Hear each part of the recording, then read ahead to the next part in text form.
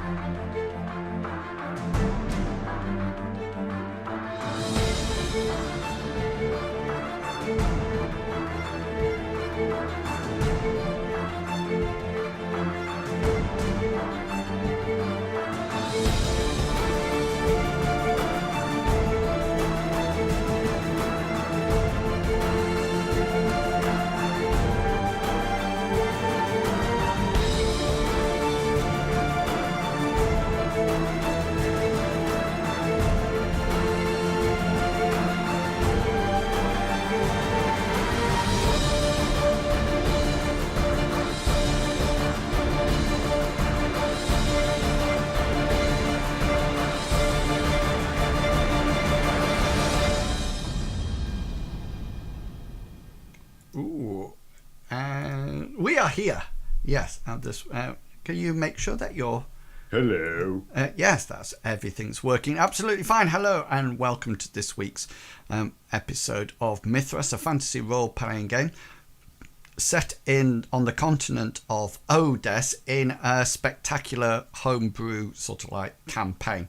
And we left the party at the end of last battle, about to encounter a rather big, burly barbarian bandit who is stood in the doorway, and we will pass over and see what he looks like in a second. But before then, I will allow the players the opportunity to say who they are and who they will be playing tonight. Off you go, guys. Hi guys, I'm Chugulga. I am playing the apprentice sorcerer who goes by the name of Gully. He's the smallest member of the party, barely out of his teens, not even into adulthood yet, not very strong, but he makes up for it in his intellect and willpower. He follows the Order of the Kraken, which is one of the 4 sorcery orders on Odis. His particular one specializes in spells revolving around communication, teleportation, transportation. He also has several minor cantrips up his sleeve, a lot quicker to cast, but not as powerful as his main spells. As a sorcerer, he has the ability to shape his spells by expending points of shaping. And what it allows him to do is change various aspects of the spell. So he can change the range, the intensity or the magnitude of it, and the number of opponents that it could actually affect. Or later on, he can even combine several different spells into a single casting. And I will pass on to whoever wants to be next. Longshanks EPG can be, because he hasn't got his mic muted. Thanks, Chigulia. Hi guys, I'm Longshanks EPG, and tonight, as always, I'm playing the character Hengist. He's a noble warrior from across the sea on a quest to save his sister from a mysterious cult who kidnapped her on her wedding night. He's met up with a group of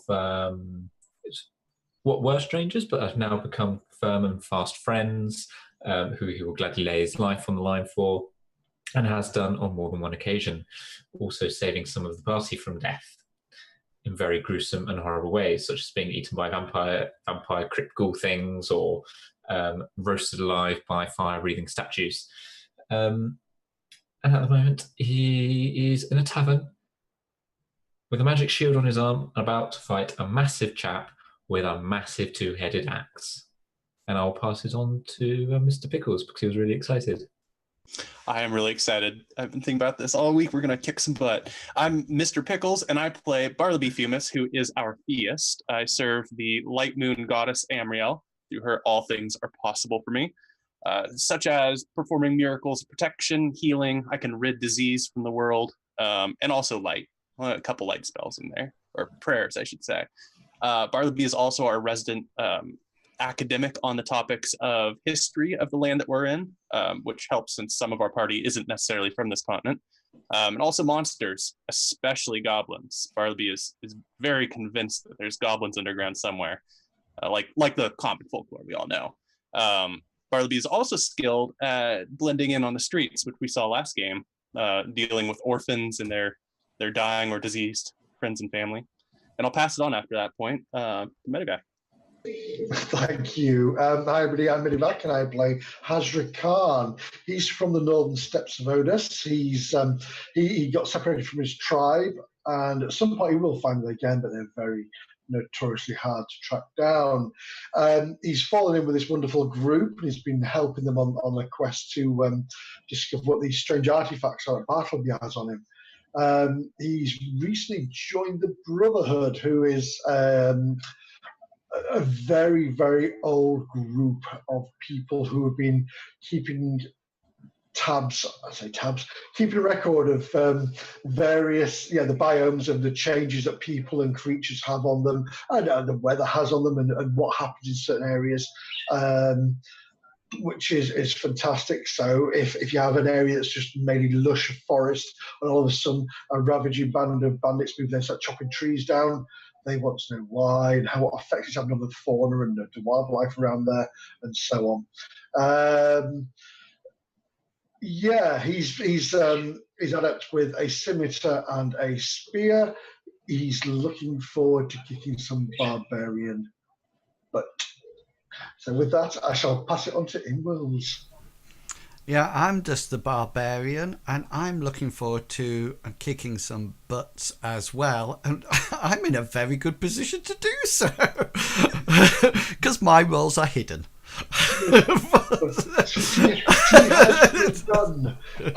Full stop. Anyway, okay then, so let me bring you up to date with what the synopsis of the adventure so far.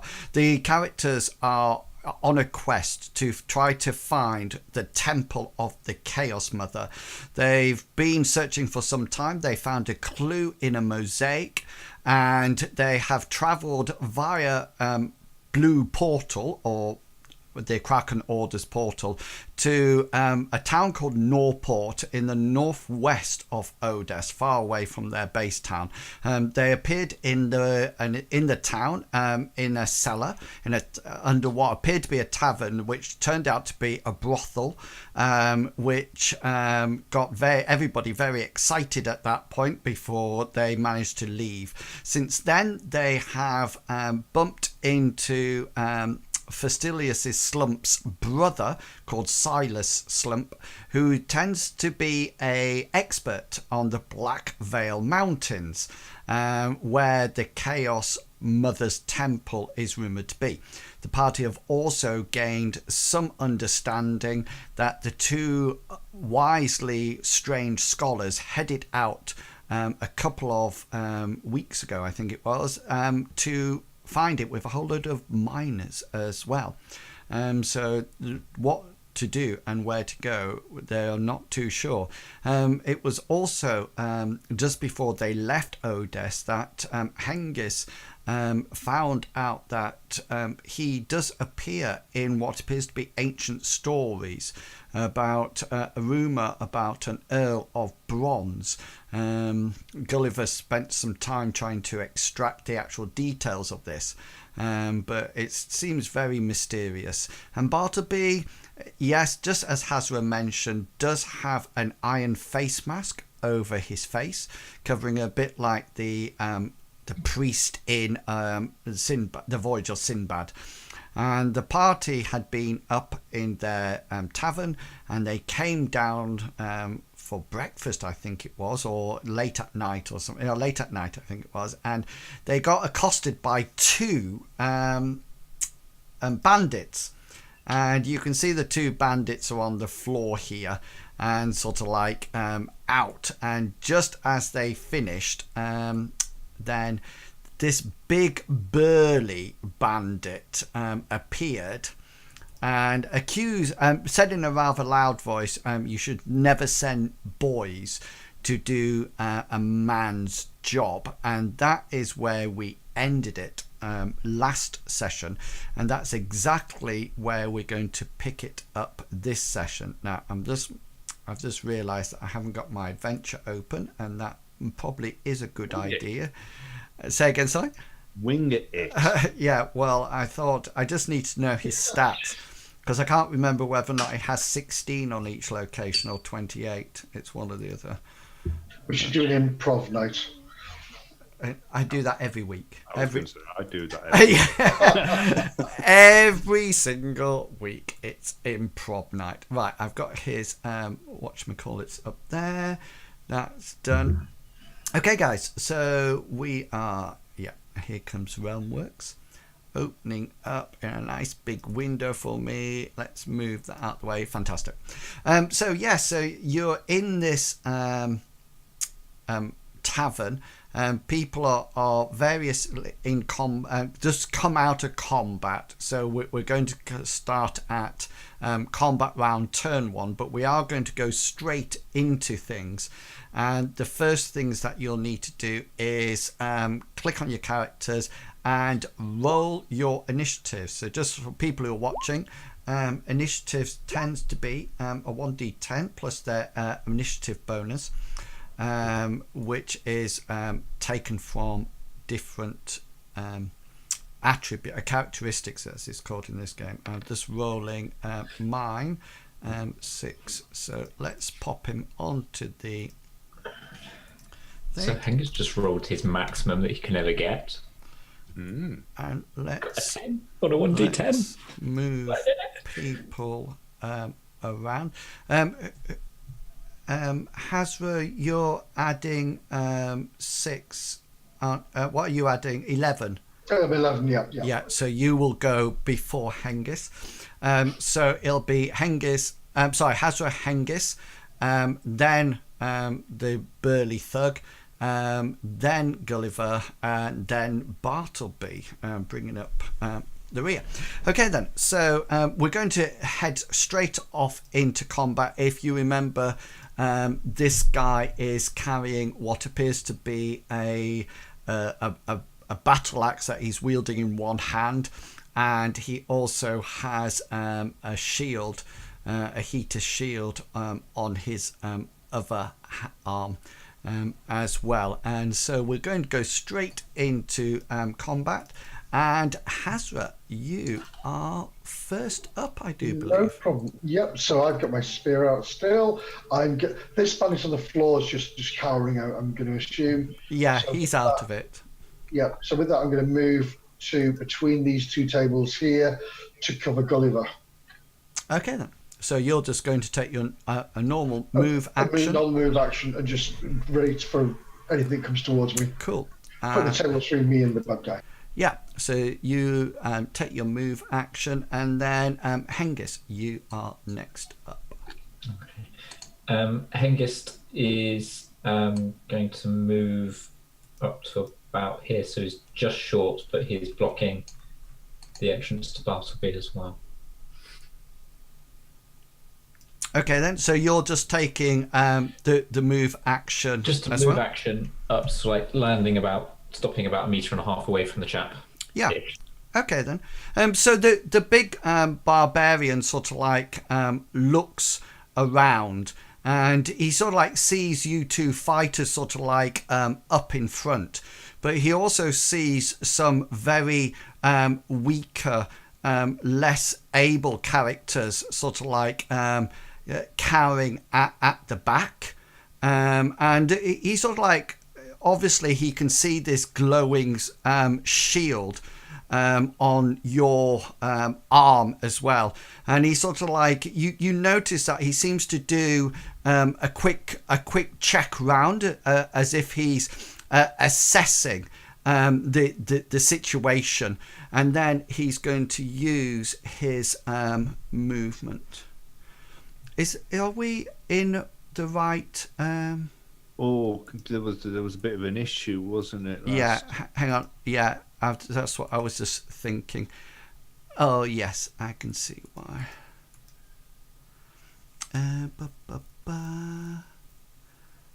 They've changed the. That should be right now. Yeah. Yeah, that looks better. Yeah. Cool.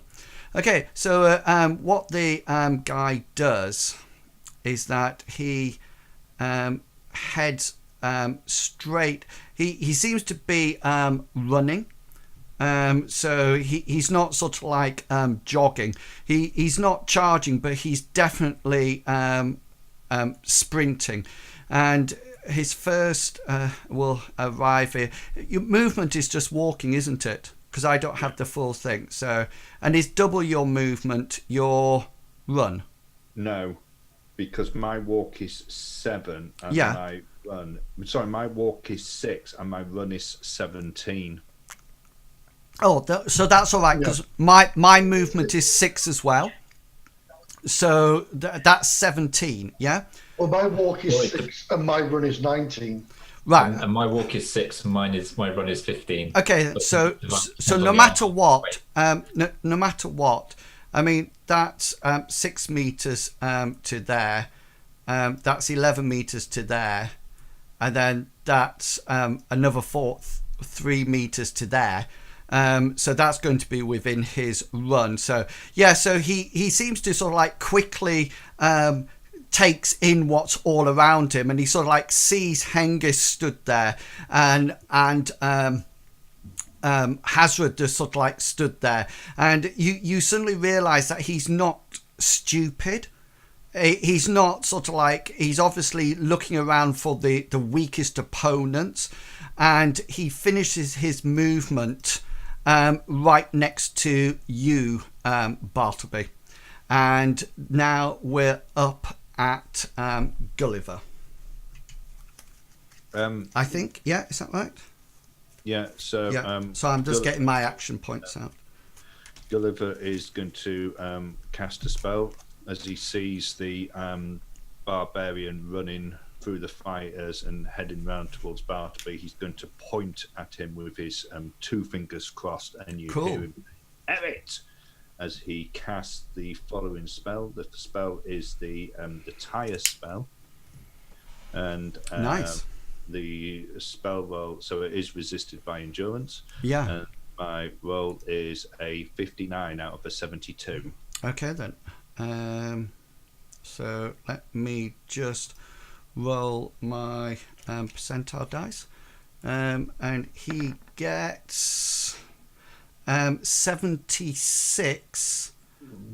What is it? Endurance. Yeah. He gets 76 out of 65, which fail. Yeah, which means that that means all his things, skill rolls are now hard, doesn't it?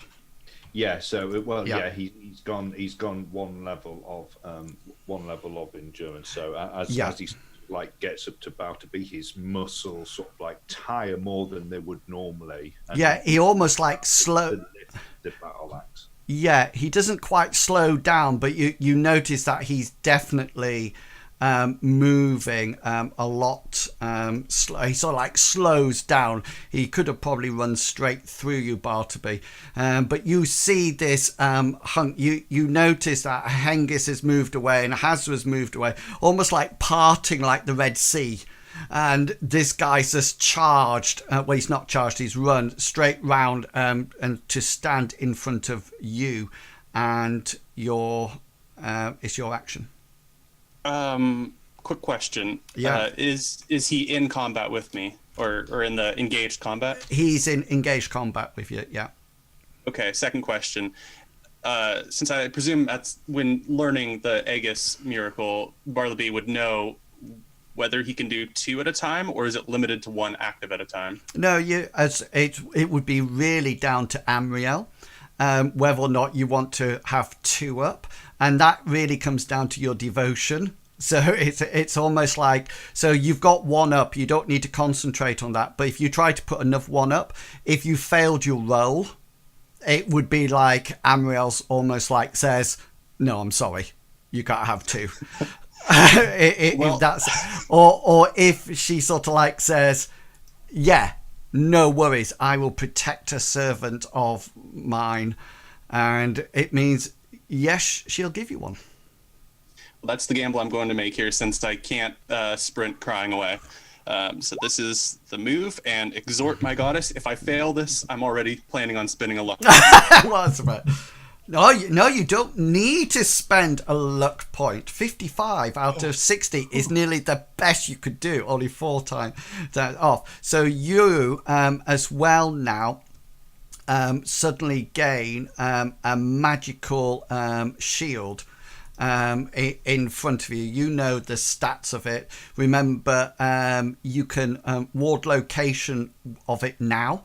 With your free action, so you need to tell me, or just put down in chat the areas it's located. Just so you know, with my shield, I've just put it down on my piece of paper here, and I'll show you at the end. I've actually got 8 pieces of paper, all with different combinations. So I'll just go, I'll show you this one. Can we not have it that people who have either ward location or this Aegis, can we not have them having yellow bits of post-its, and they've actually got to stick it on their on the on the real yeah. That'd be cool. That's awesome. Yeah. I'm finding my post-its now. I think he's post-its in business. That would be absolutely fantastic. Okay then, so that brings us to the end of combat round 1, turn 1. So we're now going into turn. I would like to spend a luck point and start casting the spell, please. Is that within that round or within the? I'm buying an extra. Everybody's gone, so I'm buying an extra one to gain an extra action at the end of the round. Okay, then got you. Yeah, you can do that. So this is combat round 1 still. Turn 2. Hazra, you're up. Do you want to know what action I'm casting? Oh, yes, that'd be good. At the end of that round. So I'm starting to cast a Oh, sorry, at the end of the turn, you mean? Yeah, sorry, at the end of the... When you said the end of the round, I thought you don't need to tell me now. Oh, right. Because it'll be... at the end of that turn... Yeah. I've started to cast another spell. That is the spell that I'm casting. So that would be how many? 2. Yeah. It's the cost of 2. Yeah, and time 2. Sorry. So you'll actually cast it at your turn, won't you? Yes. Yeah. Okay then. Hazra, you're up first. Yes, indeed. Right. So what Hazra's going to do, he's seen this barbarian go charging past. He's very concerned, so he knows... I would be. Yeah. He's going to move to here, and he's going to throw his spear at the barbarian's back, who's clearly has his back to him. Sorry. Yeah. Mm-hmm. Realising that Bartleby is in front, he will be very careful with this. Well, you were fighting with your spear last round and not your scimitar. I was, yeah. It's always in my hand, my spear. Yeah, I had a vision that you were fighting with the wyvern. Yeah. So can I please remind you that you are chucking into combat? Yes. So yes. your skill is already your to hit roll is hard, no matter what. Yeah. Right. Whereas my nomadic combat skill is there. Bartleby, have you got your ward? Have you got your ward location? Yeah, I put it as right arm, head, chest, abdomen. Point of luck, please, sir. Yes, definitely a point of luck there. So yes, so you wish to reverse them, I presume. I do indeed, yes. So Bartleby, just to let you see what happens, sort of like Hengist and Hazra stepped out the way. The barbarian fighter came through towards you. You summon your shield. Hazra sees your shield, takes a few steps round and lobs his spear at you. Just so you know, if you weren't feeling fragile at the beginning of the... Well, I don't think if I hit him in the head, he's fine. He's got that metal mask, hasn't he? So yeah, in his face, in the face. Yeah. Okay then. Yeah. So you need to. Yeah, he won't know that that's coming, so you'll have a special hit location then damage. Yeah, I'm going to do impale. Location will be his 4, which is his left leg. Oh, it's the left leg. Yep. Damage thrown spear will. So be... the spear sort of like arcs over, but it sort of like dips. You obviously didn't put enough power. Yeah, enough power into it. You get, if it's impale, you get 2 rolls. Oh, I do, don't I? Sorry, that's right. Yeah. Oh, I'll take the 7, please. 7. So that is left leg, isn't it? Yeah. Right.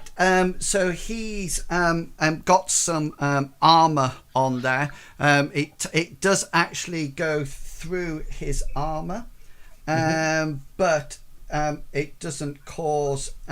It's just still a minor wound with him. That is in now. So please remind me that he is now. His difficulty is increased by 1 again, isn't it?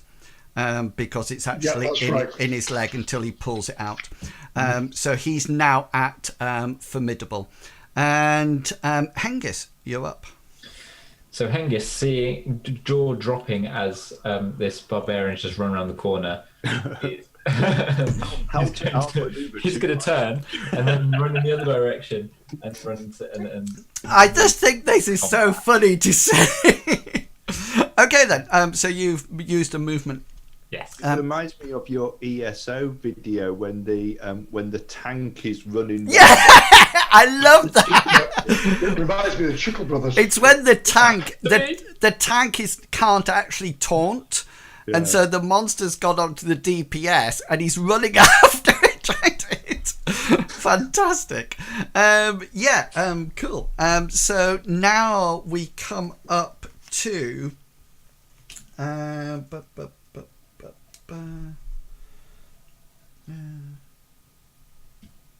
Inwills is checking to see how much luck the barbarian has to see whether he can re-roll his. I know how many luck he has.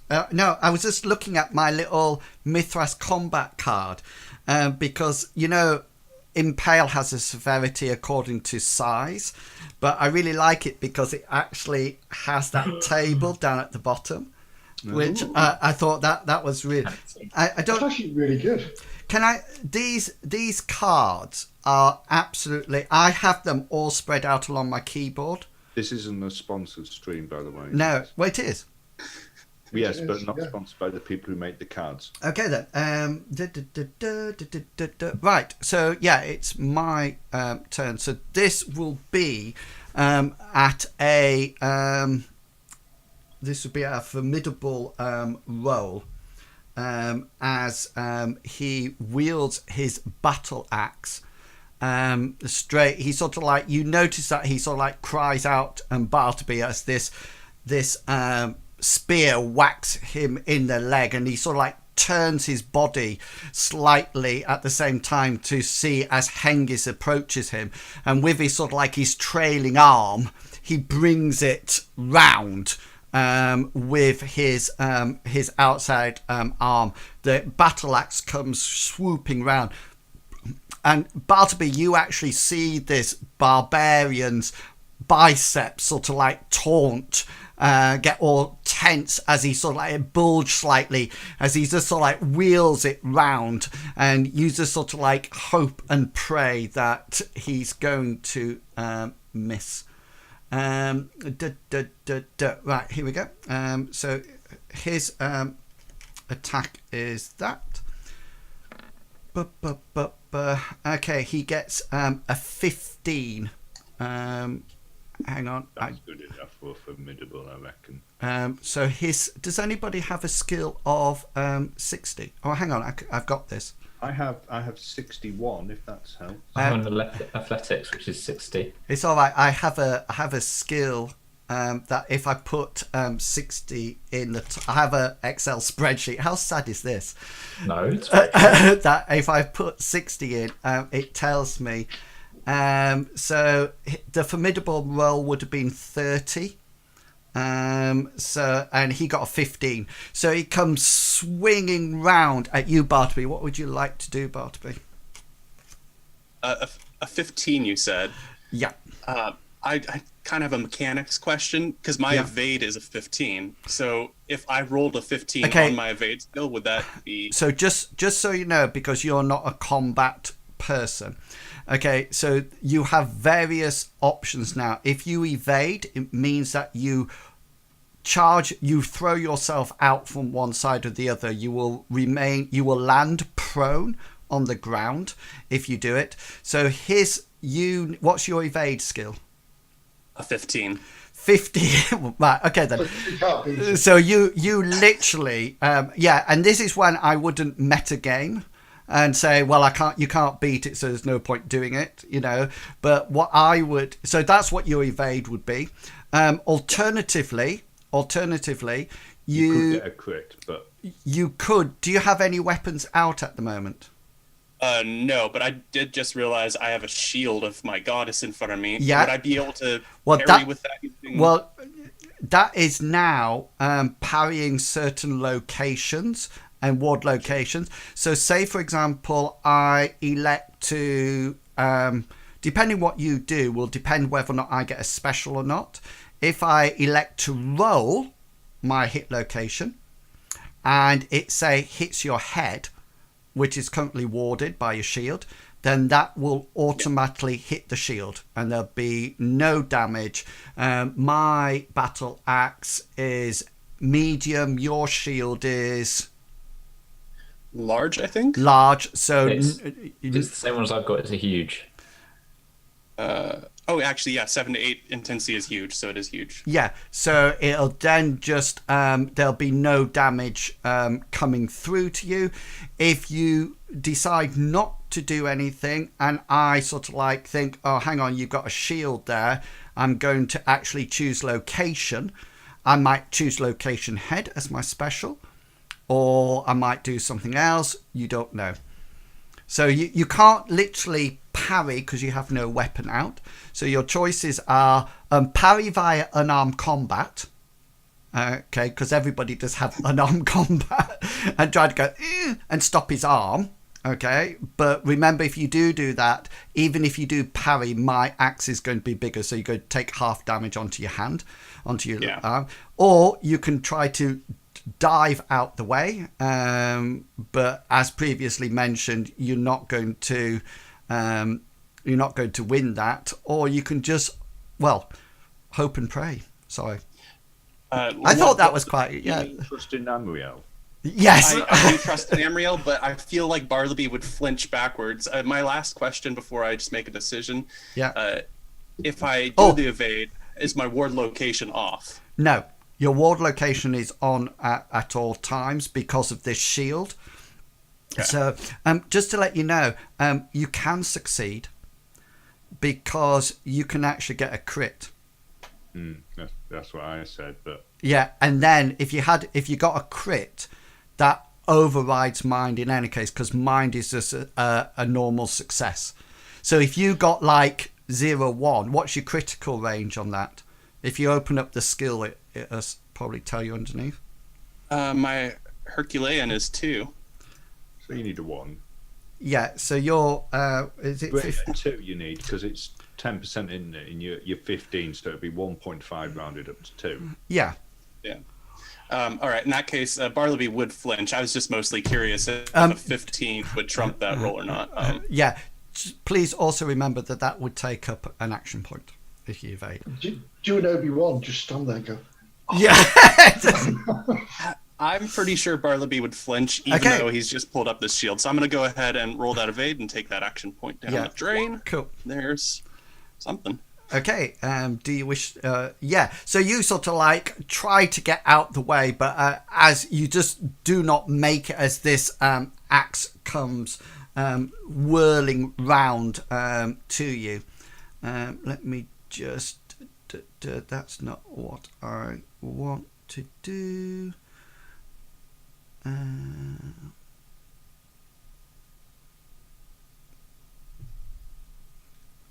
Yeah. Okay. So he swirls his axe round. So he's going to do his special, then his choose location, and then his damage. So he sort of like swings this round, and he's sort of like trying desperately to sort of like hit you in the right parts. He can see your shield there, but this is not something that he's actually seen before. Okay, so he's naturally going to choose location and will choose your head, which will be parried by the shield. But I just want to do the damage so you see how much is actually. So this, just wait because I got a few to roll. So that's 4 points of damage. And then I need to roll that.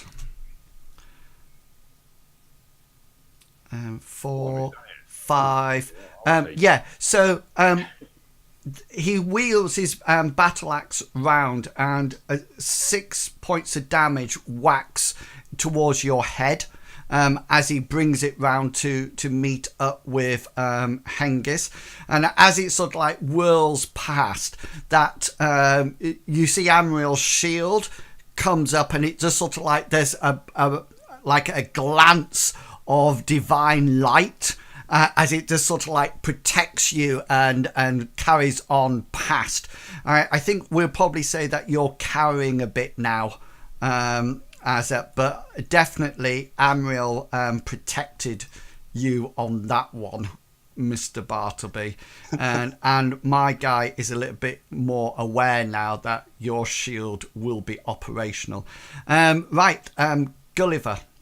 You're up. So when all this has been going on, Gulliver has been behind the main combat with his arm outstretched, and in it's been forming this glowing spear of water, and Gulliver's been spell casting, mumbling words of power as he's done it. When he gets to the end, he closes his hand and the ball disappears, appearing underneath Bartleby, almost like a puddle, as he casts his spell of teleportation. Cool. Let me get my invocation. Oh! A critical. Bartleby, did you see that? Did you see that? Bartleby has had this feeling before when we were in the barge going down the river, and Gulliver schooled everybody in the how their bodies would feel when he casts that is, and I'm actually going to overrule what anybody would say at this point and say that Bartleby is in such a state at the moment that he probably didn't even, he probably thought the pool of water appearing underneath him was from his own bodily fluids. So all of a sudden, so this battle axe comes round. You see this holy divine light as Amriel's shield comes up to protect you. Your devotion is going to be, your passion has definitely improved after this one. Hits the shield, and as you cower down, casting your blessings, where do you want him to come to? I've got the wrong thing on. Is this ping, and then I'll move him. Just by my side.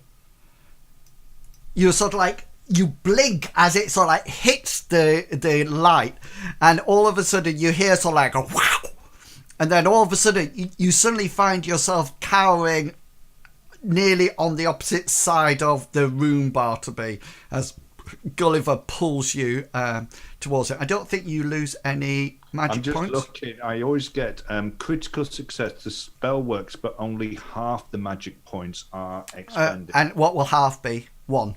I think. Yeah, because the cost was 2. I think the same as the time. So 1 magic point. So you take 1. Nice. Nice crit roll there as well. Brilliant. And Bartleby. I have no actions nor free actions, so I'm just recovering mentally. You're just going to cower there. Brilliant. Okay, and now we go on to turn. Would he actually be prone? I'm ruling that he sort of like try to get out of the way with the other one. So I think he probably sort of like ducked down, it shielded him, and maybe the unbalance. I think it'd be a good idea that he sort of like he definitely needs to take an action to get up. Yeah. You know, or he might just decide just to stay down there. And we're going on to turn 3. Hazra, you are up. Indeed. Right, I will draw my scimitar for my turn 3. Okay, brilliant. And Hengist, you are up. Hengist, who's vaguely aware of everything's going on, is focusing on this chap and is going to strike out with his sword to attack. Okay, go for it. Yeah, okay then. So he sort of like quite naturally will quite try to parry the blow with his final action point. He gets 77, which will be a miss. So I need special hit location then damage. So I get 2 specials then because I got a crit. Yeah. Yeah. So he's going to do bypass armor and max damage. Okay. On the chap's left leg. That's the same leg as with the spear. Yeah. Okay then. So tell me what my your max damage without modifier is 8. With modifier is 10. I don't know if it counts. Which one counts? Yeah, it'd be your maximum damage that you can actually deal. So that's 10 points then. 10 points, Damage modifier. which will take it down to that. Okay, so you sort of like, rather by luck rather than anything else, hit the same leg. And probably because the barbarian tried to get out the way but was dragging the leg quite naturally, that Hazra, you put your spear in it, which would make it quite clear. And sort of like it turns around and you sort of like whack your sword into that. He now needs to make an endurance roll. And yeah, I am aware that it'd be twice as high. He fails his endurance roll and he sort of like collapses down onto the floor. He's now prone on the floor, and he on his movement he's just sort of like brings his shield up into what appears to be a defensive location. And Gulliver, you're up. No, am I? If you've got an action, do you have any actions left? Yeah, I mean, I still have a. If you've still got an action point left, then you've still got an action on 14. When did my teleport come off then? Round 2. All right, sorry. Right, okay. Yeah, because you yes, grabbed an extra action with a luck point. Gulliver is stood next to Bartleby, and he's there, still muttering various words of incantation underneath his breath, as if trying to concentrate on a spell. Oh, cool. Are you actually yeah, I know what you're doing. Yeah, you have to concentrate, otherwise Bartleby goes back. Excellent. I'm waiting till he charges over this one. And Bartleby, you. I never go this round. Because you'll have no actions. You won't have any actions left, do you? No. Okay. I never make it this far. So we're now up to combat round 2, turn 1, and we are up to you, Hazra. Hazra, seeing this prone choppy over here, will move up to him. Okay, and I presume to attack. Oh, to attack, yeah. Yes, yeah. So you're not just moving up, you got your scimitar drawn, and it's quite obvious. Scimitar, I'm moving, and I'm ready to make a coup de grace or to compel surrender, anything to stop, to protect Bartleby. Yeah, well, probably more to sort of like, he looks like he's pretty incapacitated, so it looks like Bartleby's safe. You can't even, he's sort of like over the other side. Hengist, you're up. So Hengist is going to attack the chap on the floor with the aim of trying to compel surrendering if possible. If he succeeds. Okay. Which he does. So Yeah. that's the special he's going to do, compel surrender. So he's going to shout to them to give up. And what's my role that I need to do? Oh, I can't remember that now. Isn't it? Oh, what can I guess?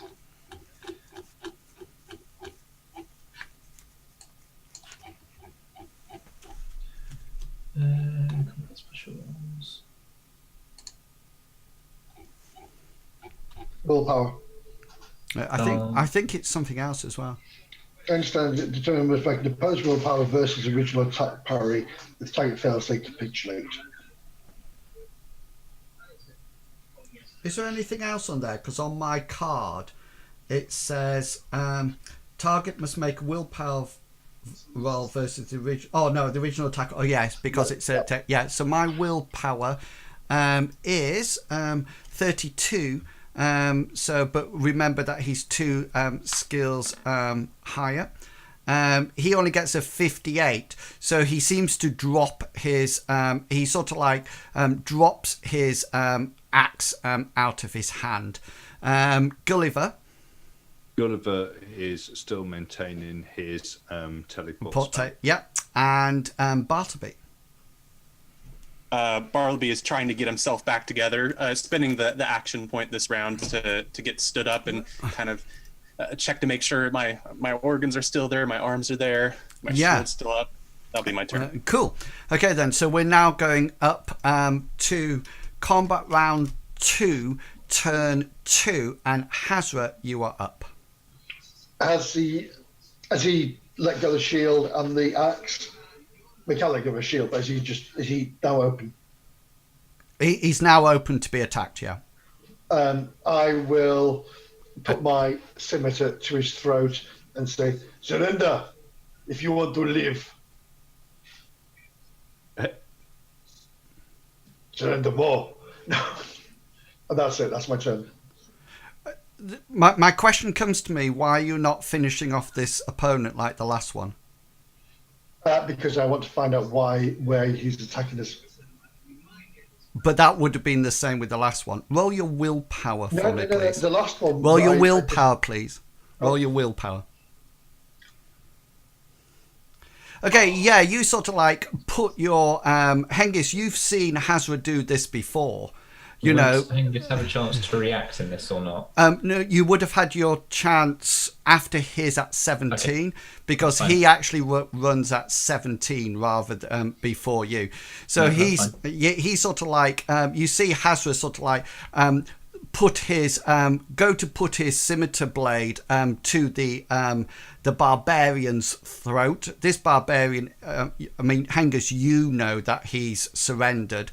Well, he's dropped his axe. He didn't say anything. Hazra, you wouldn't know what has happened, but you know you've done this before quite easily, and sort of like put your scimitar to the guy's throat and make a nice quick cut that you across his throat, and Hengist, you see that it's sort of like started to bleed out from the barbarian's throat. And Hengist, it's your go now. So Hengist is going to use free action to say, "You murdering bastard," and that's it. Okay, you still have an action? Yeah, he's going to do that because he's angry. Okay then. So the barbarian tries to sort of like clutch wildly as his throat as the blood pours on his action. Gulliver, you're up. I presume you're still. Gulliver is still there, maintaining the spell. It's getting on now. So little beads of sweat have started to appear on his cool.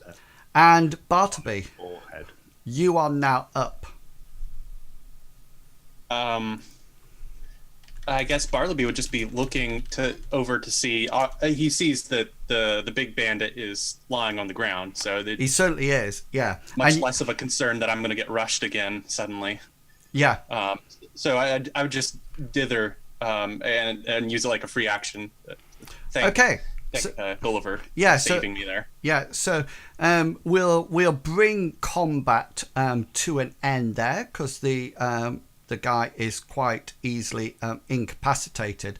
So we'll dash back over to Hengist, Hazra, and Barbarian on the floor. And yeah, guys, what would you like to do?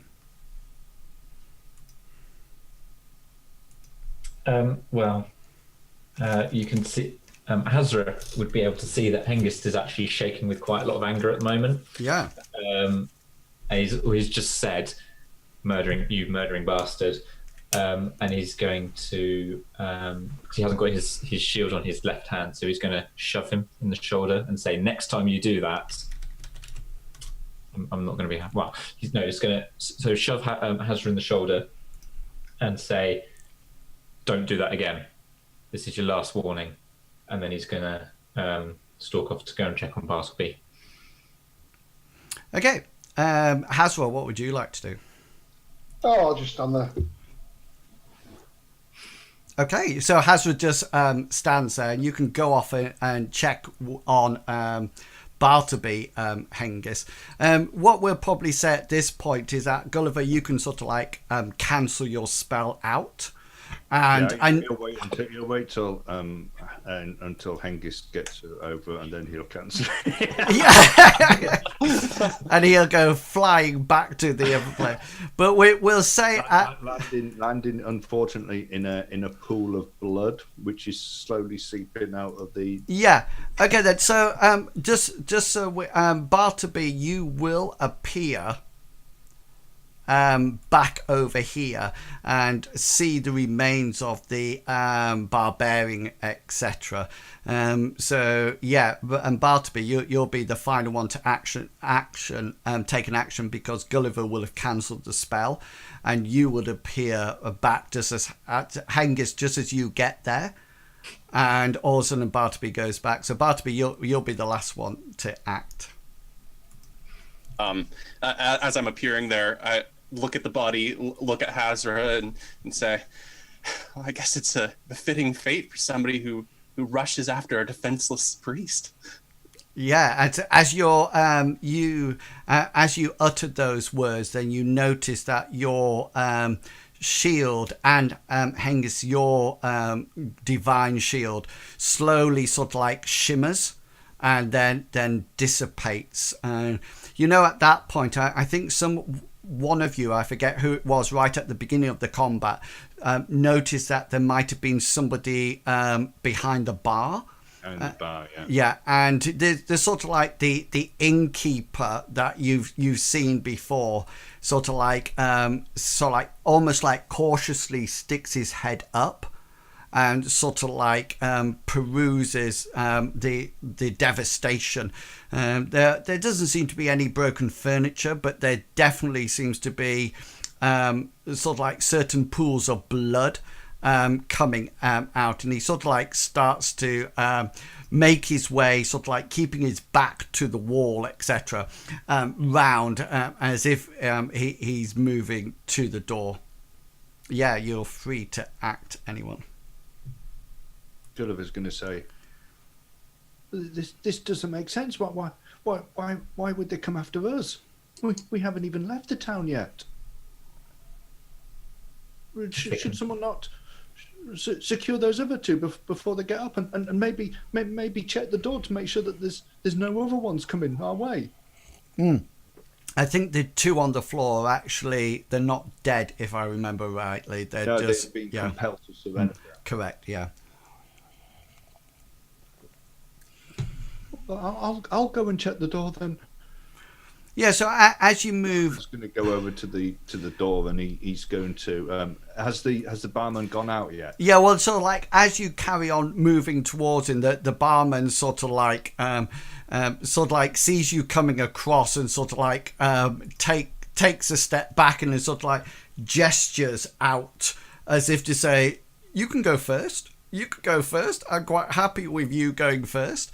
And the door. Gulliver's going to look at him and say, I'm very sorry, but we didn't start it.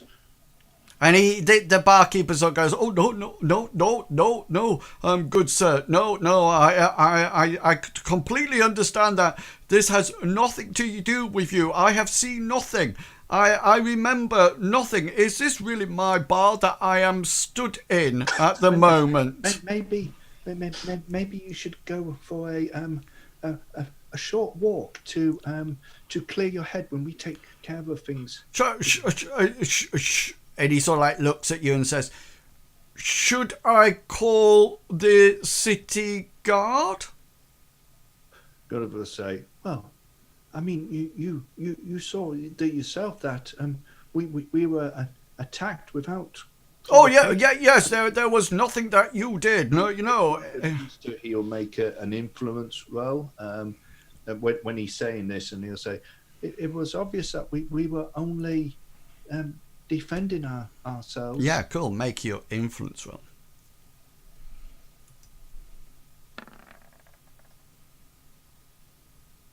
Yeah, he sort of like looks at you and sort of like says, "Oh yeah, yes. Yes. You were all quite innocent. I will go and get assistance." And he sort of like moves out.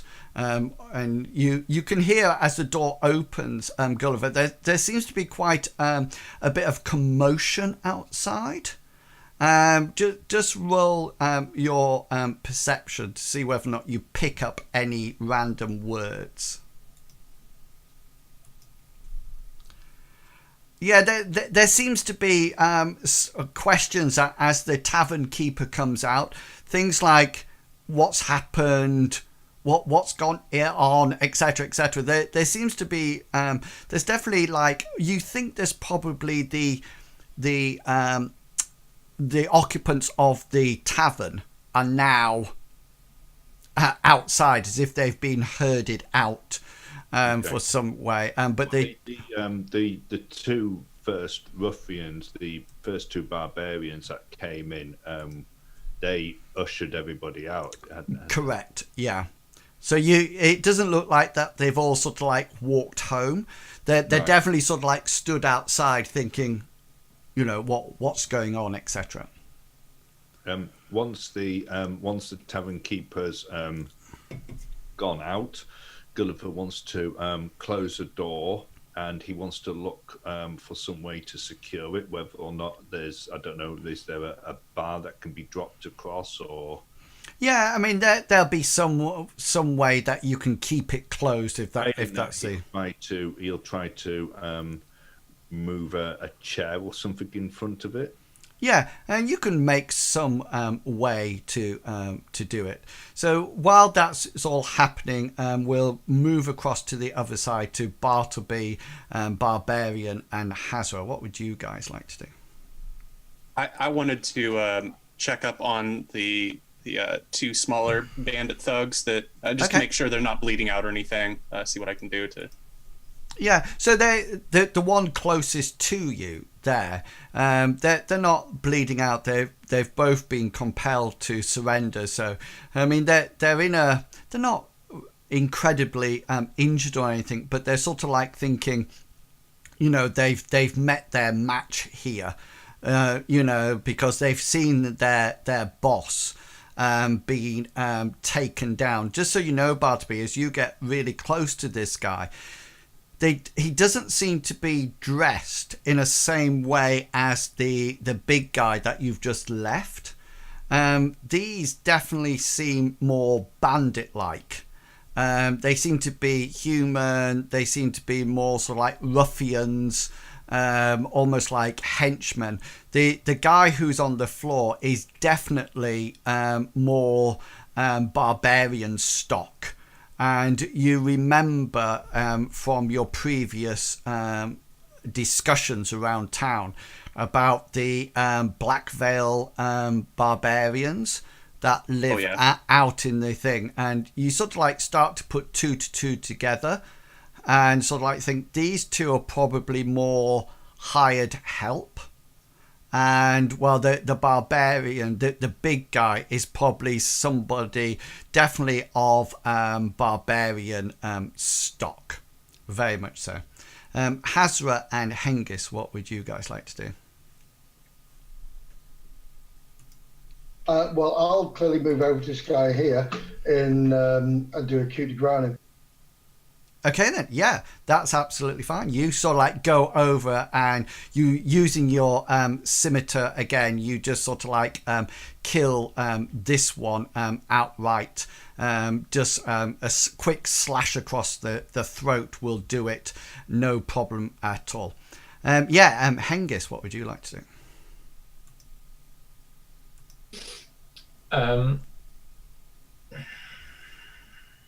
So Hengist had his back to that, I'm assuming, because he's just walked over to talk to Bartleby, who's then disappeared, and Gulliver's walked off.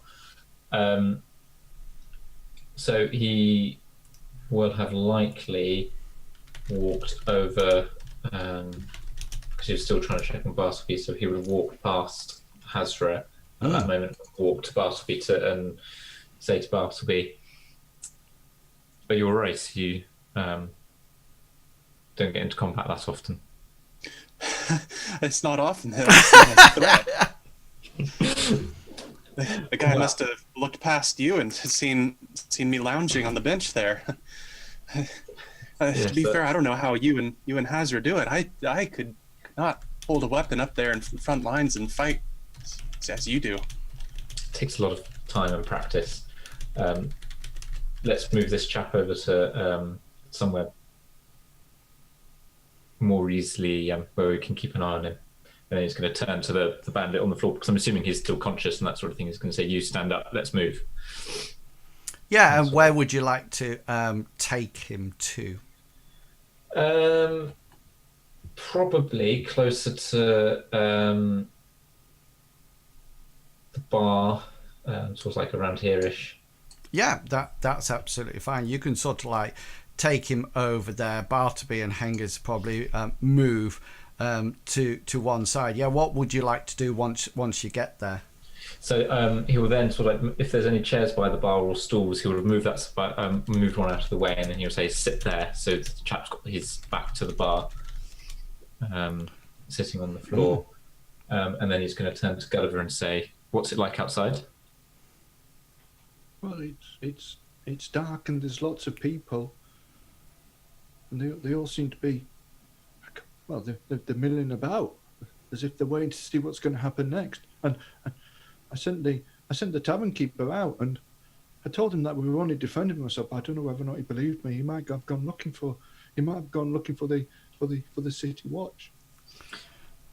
In which case, it might be an idea. With the attackers. We've only talked to one person so far, and that was said something about you've been asking too many questions, didn't he? So perhaps that is correct. Yeah, we've brought ourselves to attention of someone, probably working for those hooded figures. Oh. Is there a back way out? I'll have a look, and then Hengist is going to wander off and try and find any doors.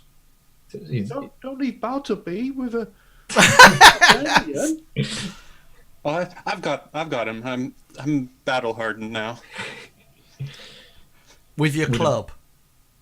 Oh yeah, I should probably draw that if I'm going to be doing guard duty. So you, Gulliver, can you just make a perception roll for me, please?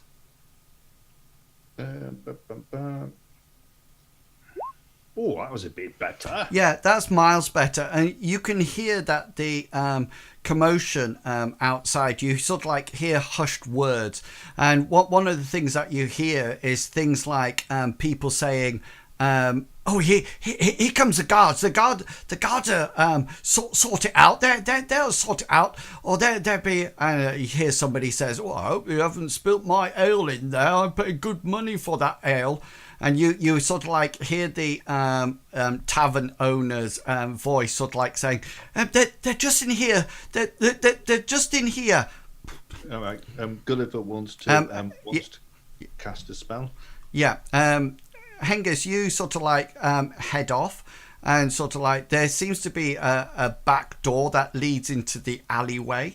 It's where they seem to throw a lot of the rubbish out into it. Yeah, I can guess what spell you're going to do, but just pop it in the chat so I can see it. Yeah, so I mean, it's going to be a touch spell. Did anything come up there? No. No, I take it that it's going to be hold fast. That's what I'm presuming. Yes. Yeah, cool. So I'm not modifying any components, so it will come off within a fraction of a sixth of a second. Yeah. So just roll your invocation to make it to have it. Another critical roll, two of the night. Yeah, so you sort of like hear it coming, and what does it look like when you cast your hold fast spell? Basically, what he does this time, as he's hearing the noise and the commotion of them saying that he's coming in, and once again he stood by the door, and this glow of water is slowly starting to fill up in his hand, and then as he comes to cast it this time, he just sort of like puts it onto the surface of the door, and the little rivulets of water sort of like spread out and go round the outside of the door, and it's almost like they form into ice and then just disappear. Yeah, and so what's the strength of that door now? 3 times the intensity. So my intensity is 9, so it's 9. Now 27. Mm-hmm. Yeah, cool.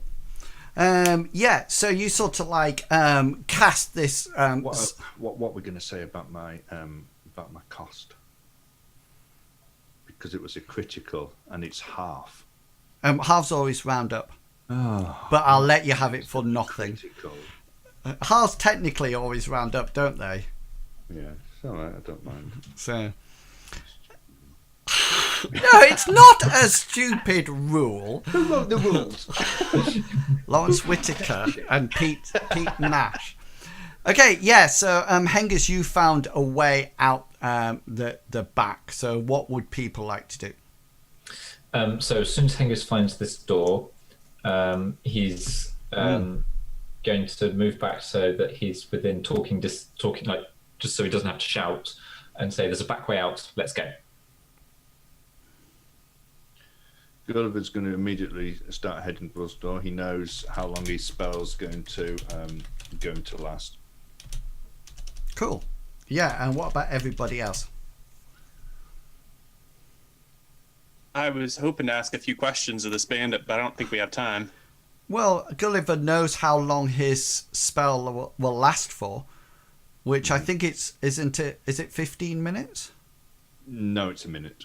Oh, okay then. Because I didn't put any points into shaping the time. It was sort of like, oh right, got you. It was a quick thing, sort of like the guards are here, seal it. I've got a minute.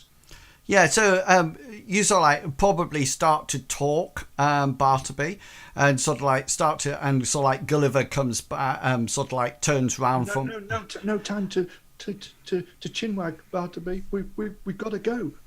I've only sealed the door for a short period of time.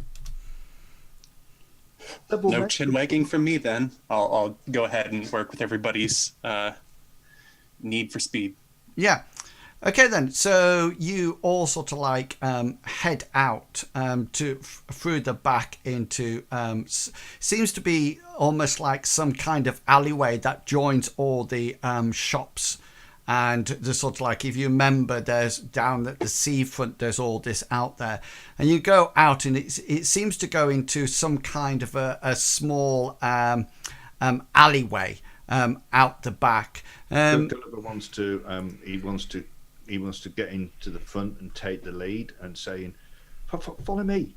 And he wants to start using his knowledge of the general layout of the streets to see whether or not he can lead people down back alleyways, double back, trying to get as far away from the place as possible, but trying to avoid the main streets where the guards or the night watch are probably Okay, then. So the city watch are probably keeping an eye out for several people. Okay. One with a mask on his face, and as he's going there, he's going to say, "Bartleby, you really need to get that cowl."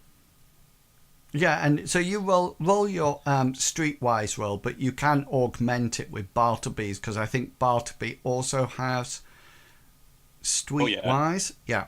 And he's probably feeding you information about where's the best lighting to go that is dimmer, to sort of like cover his features. What have you got, Bart? 51 on Streetwise from Bartleby. 10. No, 11. Got to round up. Got to round up unless it's... That's always round up. Okay, here we go. I will use a point of luck on that. Okay, so you sort of like all Gulliver and Bartleby sort of like, they don't necessarily the Gulliver takes the lead, but every now and again he sort of like stops, and Bartleby sort of like turns around and sort of like points out an area of shadow across the way, and you suddenly notice as you move through NorPort that you appear to be going against the general flow of people. Most of the people seem to be heading down to the seafront with this as news of the battle or the run-in at the tavern sort of like gets spread via the town grapevine, and you sort of like are moving away, and nobody's sort of like paying any great attention to you at all, and you're just sort of like moving away. Where would you like to lead people to, Gulliver? I mean, his first idea would be to lead people further into the town. Yeah, that's absolutely fine. Maybe looking for a different tavern away from the seafront. Well, so you could go to Rory's house if you wish. Yeah, I mean, he knows where that is, so chances are he would probably, because we were in the Sea Eagle. That was the Nets and Anchor, wasn't it? That we just. No, we were in the Sea Eagle. We've been to the Nets and Anchor. No, yeah. We were going to go to the Nets. You were going to go, but that's also on the seafront, because that's the place that is. That's where all the merchants and the sailors, and the ruffians hang out. So probably going. He's going to head in the general direction of Rory's, but he also has in the back of his mind that he's already spoken to the tavern keeper at Rory's to ask whether or not they had any rooms. Yeah. He already knows that they don't have any long stay rooms. So he has that in the back of his mind. So he's heading in that direction. But if he sees another tavern on the way, then he will. He's going to see what the others say and maybe stop there. Yeah. So as you sort of like make your way through, you sort of like keep an eye out. But as you seem to go further and further away from the seafront, the buildings start to become a lot more.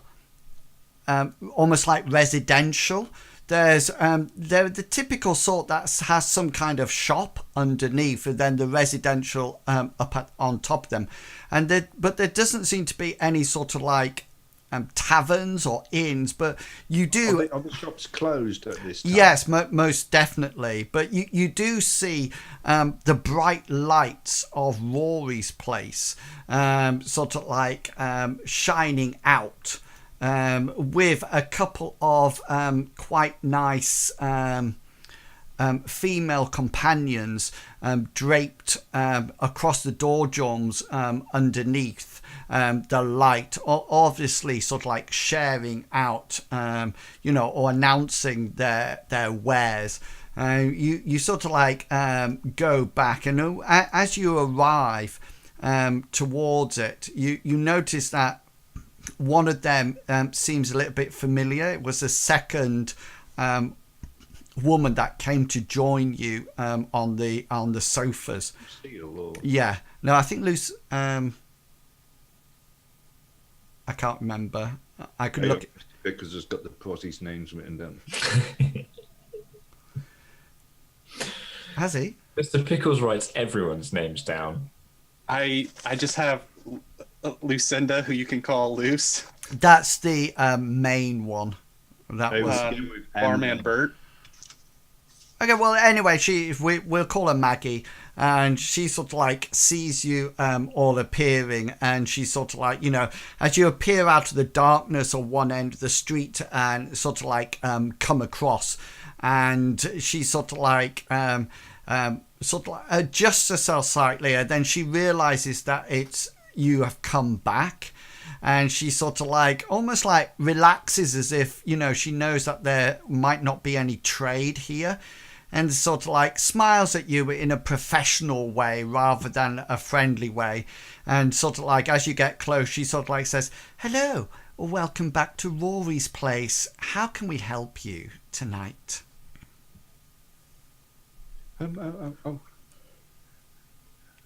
Are there any rooms available yet? And she sort of like looks down at you, Gulliver, and she sort of like puts out a finger and just presses it up to your lips and says, "Of course, we always have rooms at Rory's place," and sort of like invites you into the bar room down below.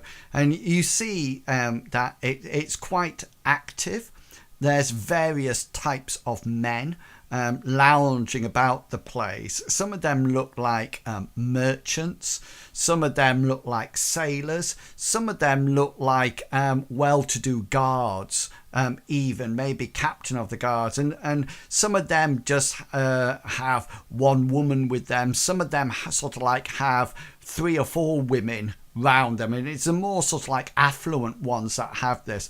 And there's a variety of women sort of like bringing around and serving out goblets and things like that. And as he goes across the threshold, he's going to turn to Bartleby, and he's going to say, "Don't trust what the tavern keeper says, Bartleby. He told me that there was no rooms, and there is."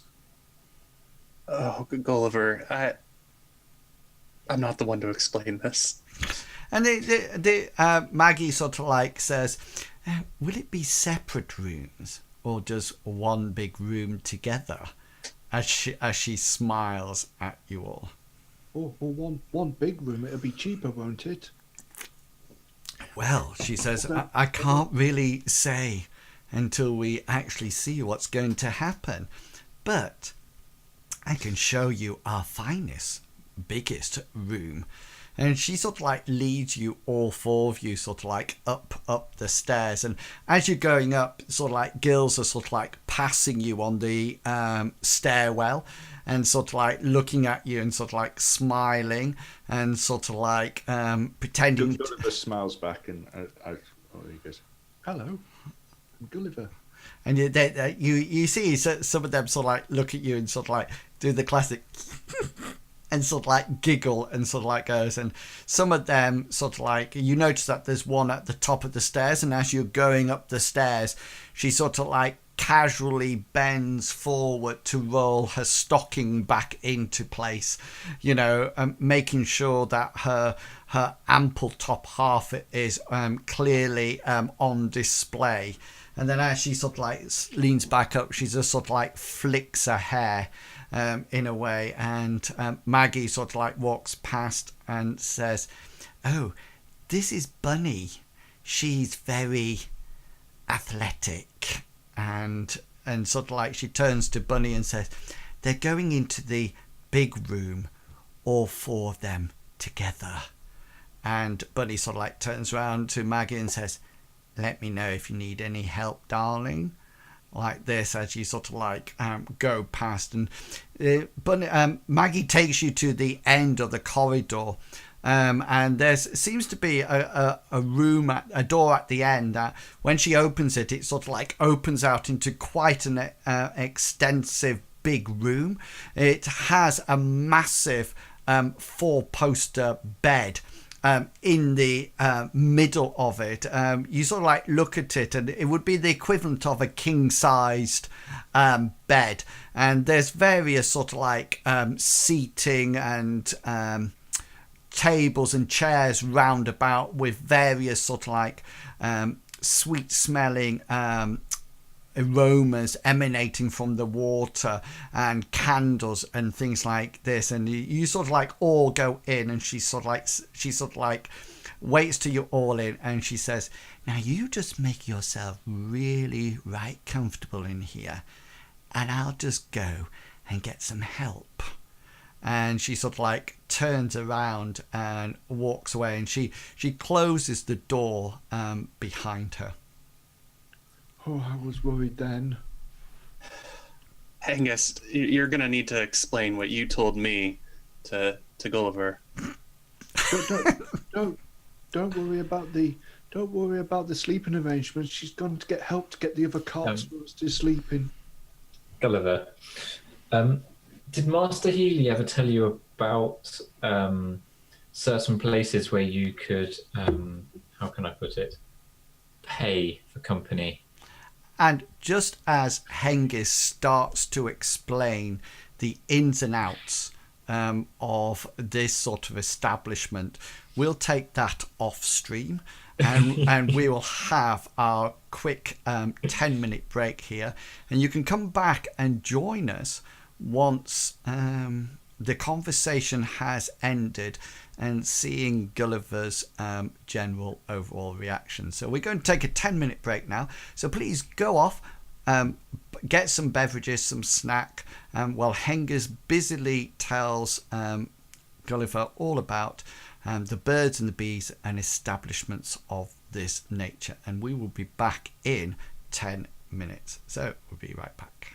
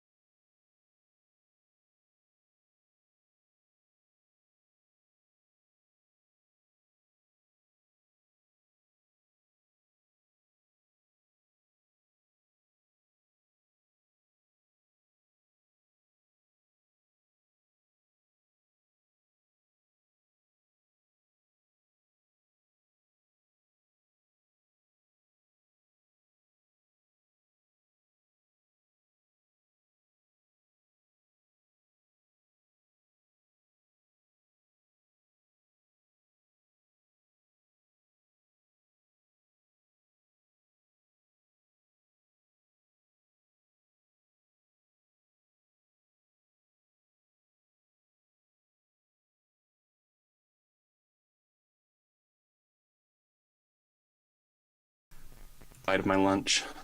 Sorry, What you got, Pickles. Pickles. Let me get some type of vegetarian wrap.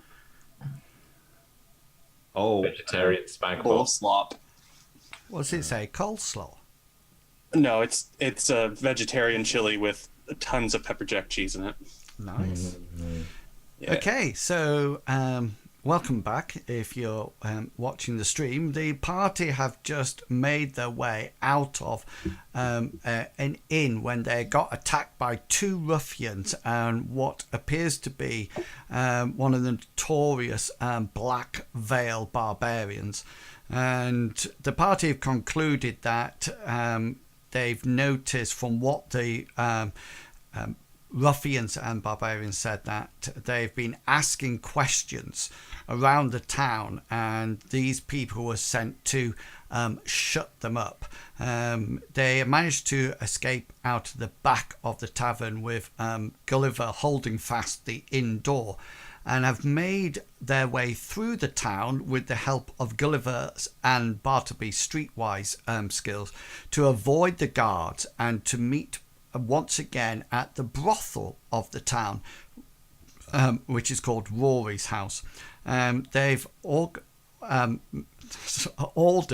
they've taken up residence in a big room, and as the prostitute went off to get reinforcements, Bartleby asked Hengist to explain what this place was to Gulliver, who's a young, naive sort of person. Yeah. And so we come back into the game just as Hengist finishes off by saying what, Hengist? And then we'll cut to you, Gulliver. So just before the break, Hengist said, did Master Healy ever tell you about the sorts of places you could go to hire or buy company? Yeah, and we'll pretend that whole conversation has gone on. So you sort of like finished by saying, and that, Gulliver, is what happens in places like this. Gulliver will say, he'll be silent for what goes on for sort of like coming up to a minute, as if something's ticking away in his head, and then he'll go, well, that explains a lot. When Handy Jack when we used to get when we used to get the money from selling the stuff, and Handy Jack always used to go to this special house, and I thought he was paying off his debts, and he always seemed so happy when he came out, because I thought he had cleared the debts that he owed. But that explains a lot now. Yes, so as you could say, it's... So she hasn't gone to get more cots for us to sleep in? Not as such, no. Oh. Can we stay here?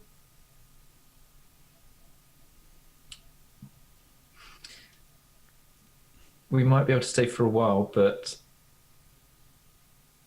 Well, what we can... I won't speak for everyone, but I will not be partaking in that sort of company. And they look at you, Bartleby. I have a noble lady that kissed me, so I think I'm... Oh, yes, I forgot about that. I don't forget about Bria. Yeah. Or my first love, Amriel, who I don't know if she'll visit me in this building. For once, I'd say I'd actually feel a little bit more comfortable sleeping out in the woods, in the grimy, cold, dark woods, at a camp that has just made for us than to stay here. You hear a slight at the door. Shall I see you later?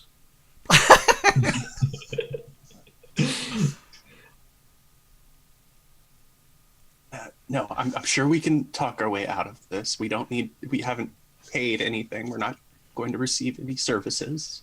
You hear a faint whisper coming through the door, and it seems to be Lucinda has arrived as well, and it's her familiar voice that comes wafting through the door, and she sort of like says, Are you all ready for us? No. Shall we come in? Maggie perks up. I've brought some friends with us. Is there a keyhole? It looks like the door can be locked. There is a keyhole, but there seems to be no key on your side. Gulliver wants to sort of like go to the door and kneel down and see what he can see through the keyhole. Yeah, roll a perception.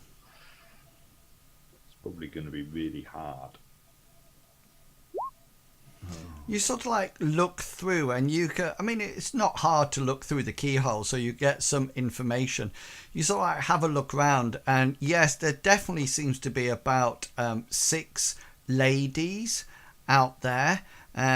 Some of them are sort of like draped themselves up against a wall. Some of them are sort of like stood right in front of the door.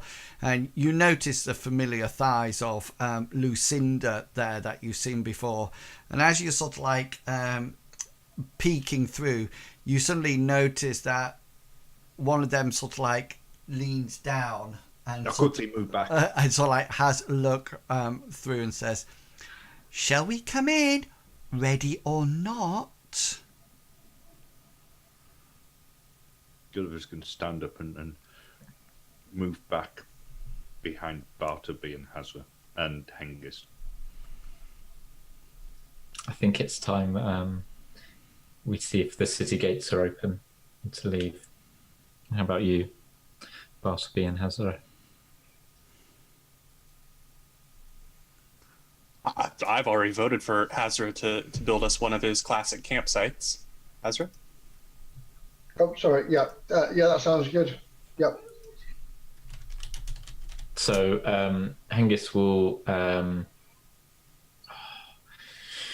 he's going to go over to the door, open the door, and before the girls can say anything, he said, I just need to go outside for a moment. Yeah, you sort of like open the door and they sort of like get prepared to come in.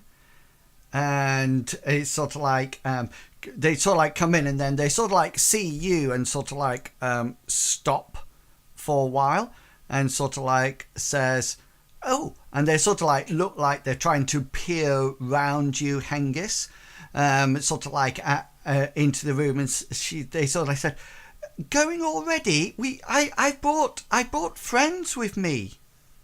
It's not the city watch, is it? Oh. And he's you see Lucinda sort of like stop, and he sort of like leans over to you, Hengist, and sort of like gets a little bit closer. And there's definitely a smell of sweet perfume, and she sort of like gets close to you and just sort of like whispers, it's sort of like in a semi whisper, "We can get some people for him if he desires that sort of entertainment." I think not. I think he was a little bit confused as to the type of establishment that this place was. Maggie perks up and says, "Well, I could surely show him around." He now knows what this type of place is, but I think we should be going. It's nearly morning. And then Hengist is going to try and move forward. I thought it was a tavern, and Hengist said it wasn't. It was where you all work, and well, we only came here. It's Gulliver moving out the room as Hengist is sort of like now walking politely. He's not going to push them out the way, but he's walking forward so that they have to move out of his way. If you know what I mean. And as you walk down, they move that certain distance away. So you can get through, but there's slight bits of contact as you move down the sort of like the conscious alley that they've made on either side of you, Hengist, and you can see the various women are sort of like eyeing you up and down as you go. What's the rest of you going to be doing? Gulliver's going to turn to Bartleby and say, "Where's he going, Bartleby?" We're following him. But where? Out of this building. And Bartleby is going to We go can't ahead go and back onto the streets because the city watcher are going to be looking for us. And I'm not being funny, but you stand out, and they're going to be looking for 4 people. One dressed in silk and one dressed in armor with this big. What have you got on your armor? It's a rearing horse in sort of like white costume. On his breastplate and a big shield and a small, good-looking ginger lad, and somebody with an iron mask on their face. And to be honest with you, we're not going to blend in at all. And then what are you going to do? Are you going to head into? Are you going to head to the?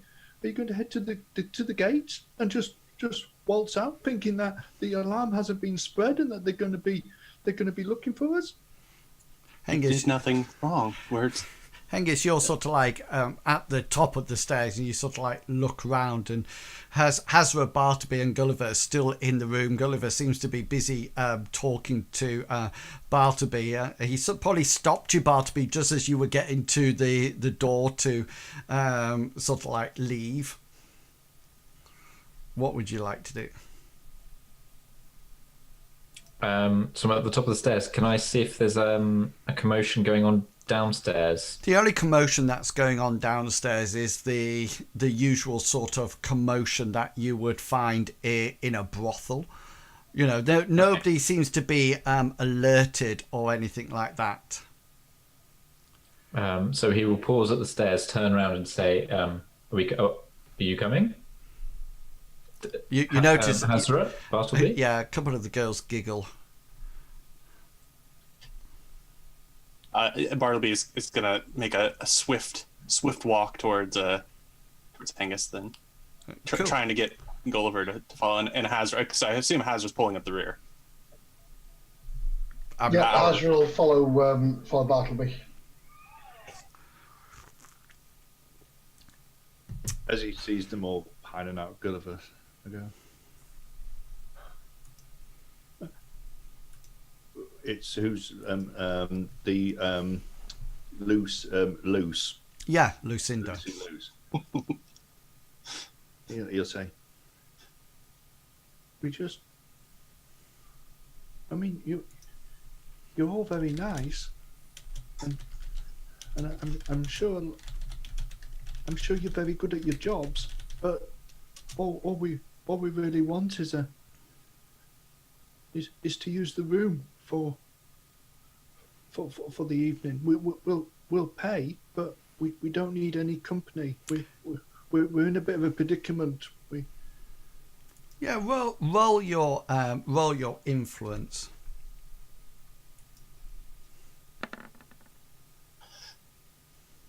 I'm going to use a point of luck. Yeah. So that'll go down to the to another critical, and they're sort of like her Lucinda's willpower. She got 68 out of 32. So as you can imagine, she's not the most. She's easily persuaded to do one thing or another, and you notice that she sort of like lets out a bit of a like that, and she sort of like looks for a while, then she suddenly realizes that there might be an opportunity here, and says, well, it'll probably cost you double. How much is single? Well, just so I know before I agree to double. I'll have to talk to the owner. We don't normally do a bed and breakfast service here.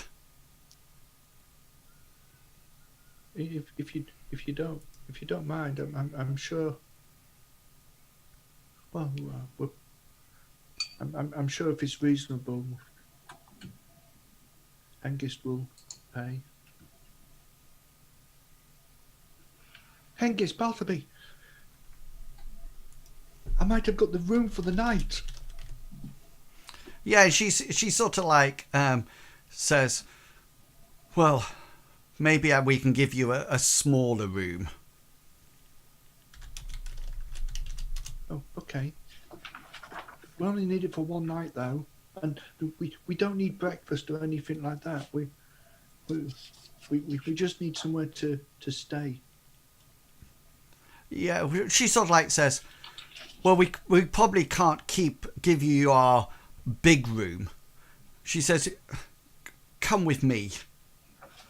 And she sort of like takes you sort of like, and everybody sort of like files in behind them, and sort of like she sort of like takes you down to the other end of the corridor, and she sort of like brings you upstairs to what appears to be some kind of small attic room.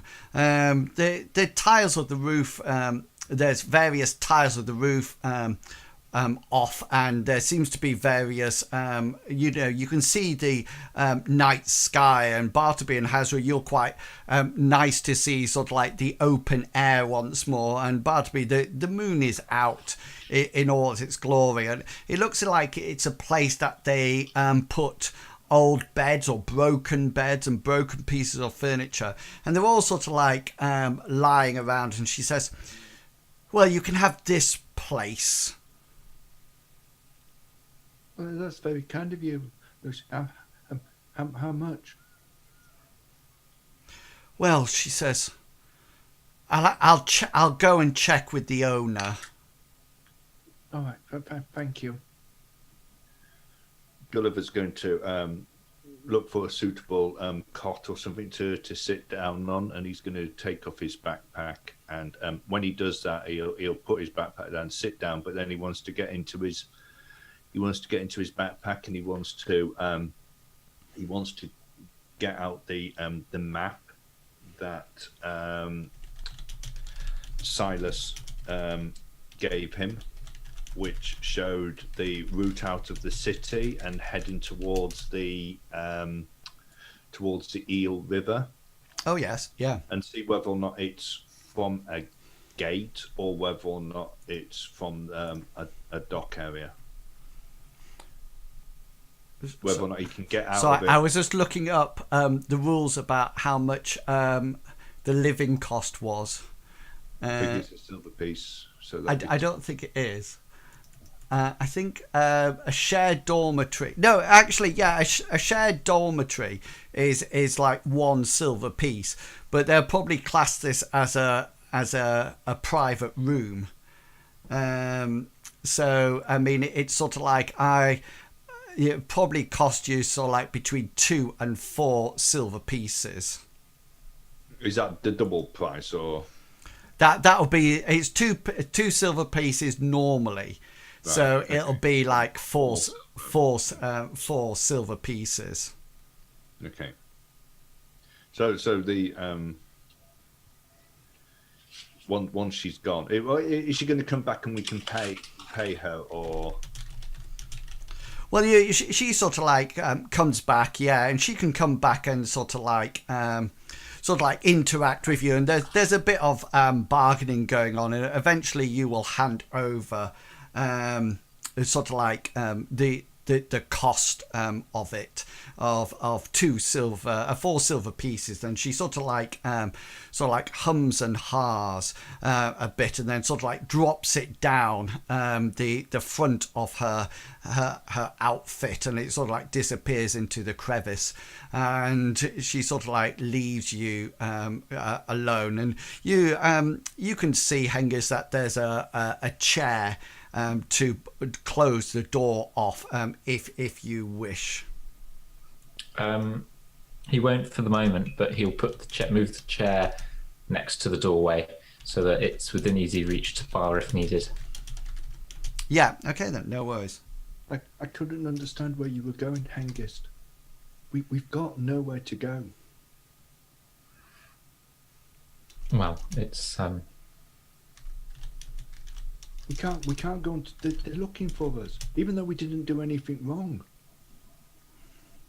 We were going to have to face that at some point anyway. When you were growing up, you can't get your dad to talk your way out of it. They think that we just killed them.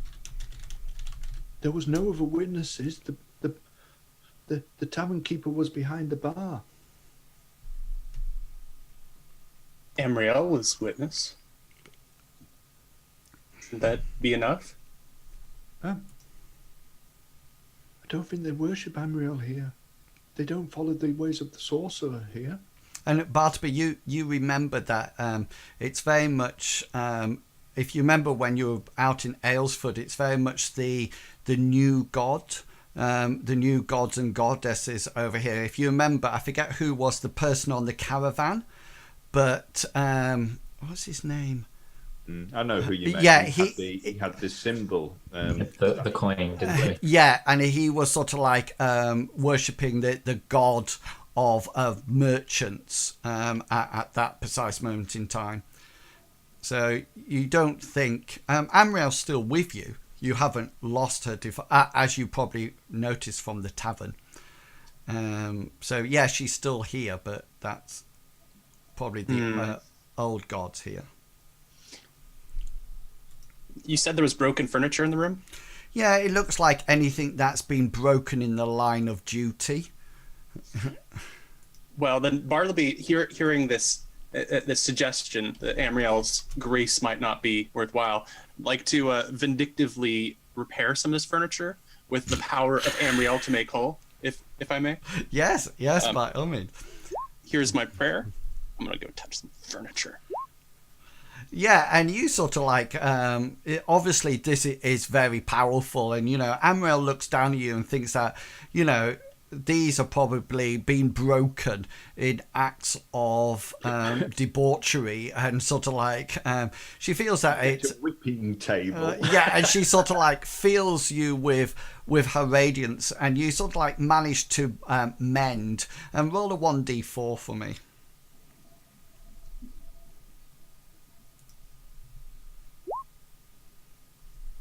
Yeah, you managed to mend sort of like 3 cots back up to their perfect setup. And you also noticed that there was a broken candle stand, one of these things that has the hook on and the candle on top, that had its little finger grasp broken off. So you carefully, just mend that as well. Gulliver, you've got these maps out in front of you.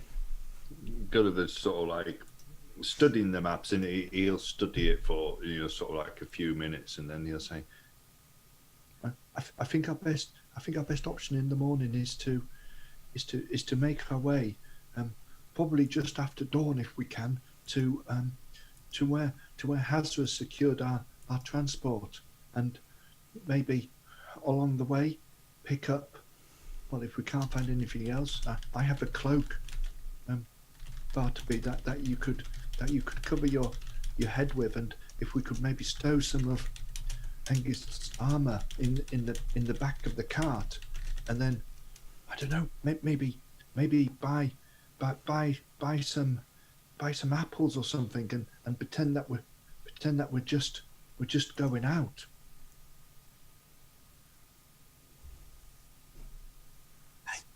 I like the plan, especially the apples. I can't think of any other way, because they're going to be watching for us. But hopefully they're watching for our descriptions, as in what we were wearing, rather than who we actually are.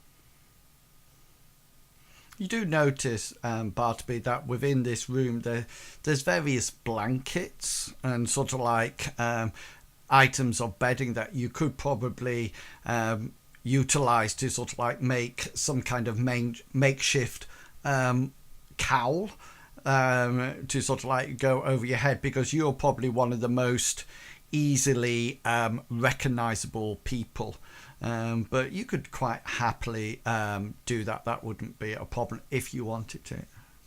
I feel mild discomfort at the thought of using the filthy torn sheets from a brothel. This is when, is it in 5th edition that there's a spell called Prestidigitateur, is it? Yeah. That allows you to clean anything. Yeah, I was just thinking whether or not there was any. I was thinking whether or not there was any spell that allowed you to change your appearance. I think there's a folk magic one that. Didn't y'all use that, right? Well, we don't know what she is. jail. We don't know what she is. I say we I say we try to get some sleep. I don't think Luce will be. Oh, I bothering. know which one you mean now. It's the one that people don't look at you anymore, isn't it? I can't remember what it was, but That was the one I was thinking of, at least with Finial. I thought it was a folk magic spell. To be honest with you. That's what I'm. Incognito. Yeah. Incognito alters the facial features of the recipient to a bland, unmemorable countenance. It does not affect the voice, mannerism, or size. Anyone under the effects of incognito is actively ignored by those who might otherwise be searching for them. They are simply overlooked and discounted. These are not the droids you are looking for. And that's it. Yeah, because it's a trigger spell, isn't it? It's one of the only ones that's a trigger. I'm sure that means that you cast it, but it doesn't come into action until somebody actually looks at it. I might be wrong there. The trigger spell could be cast successfully, but have their effects delayed by the caster. So you actually cast it on yourself, and then it'll be on you, and then shows you want to activate it, you then activate it, and then it dissipates straight after that. Yeah, so what's going to be the... that might be a good one to pick up, Bartleby. Although I think you're saving up for your spirit shield, aren't you? I'm saving up for a lot of different things. Yes. Yeah, cool. So what were you... Are we who do you think's been talking about us? I don't think it would have been Silas. He was too eager to have more information about the Black Veil Mountains. Too eager that he wouldn't. I mean, he seems like the perfect person to sell us out. He knew the people we're looking for. He knows us. We talk with him, and he wants information. But if the barbarians was going to kill us, how are we going to return to him? I made him a promise, Bartleby, that in exchange for this map to show us, which would help us get through the barbarian camps, that we would come back and tell him what we had found out about the mountains. It would seem a bit pointless that by doing that he would try to kill us before we actually set off. By the sounds of it, these two hooded characters have got enough money. Perhaps they've just paid a number of people to keep an eye out for anyone asking questions. Anybody about the Black Veil Mountains? Could be. Or asking questions about them. I think we need to be a little less trusting with who we share our information with from this point on. I wish I had read what the letter had said before we handed it over. I get the feeling that, I don't know, maybe everything isn't what it seems between Fastilians and Silas. You say read the letter before give it to him? We've done it before, Bartleby. We did, didn't we?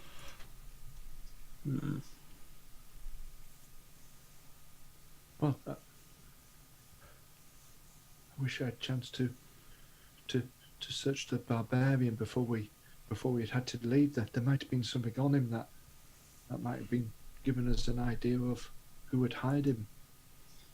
Especially if these people were from out of town, they might have paid him with some type of different coinage, and we might have been able to get an idea. Because I don't think everybody uses the same coins, do they? Seems Anyway, unlikely. It's too late now. I say we sleep, and then in the morning, at dawn, we head to the cart, and then try to get out of the town just as the gates open and people are filing in, and hopefully we'll be able to get out without being noticed. But if we are about to be, try to use your charms. Yes, your blessings to, well, help us. So that's the plan. We're going to rest the night here. Okay, so that rest will allow you to replenish your magic points.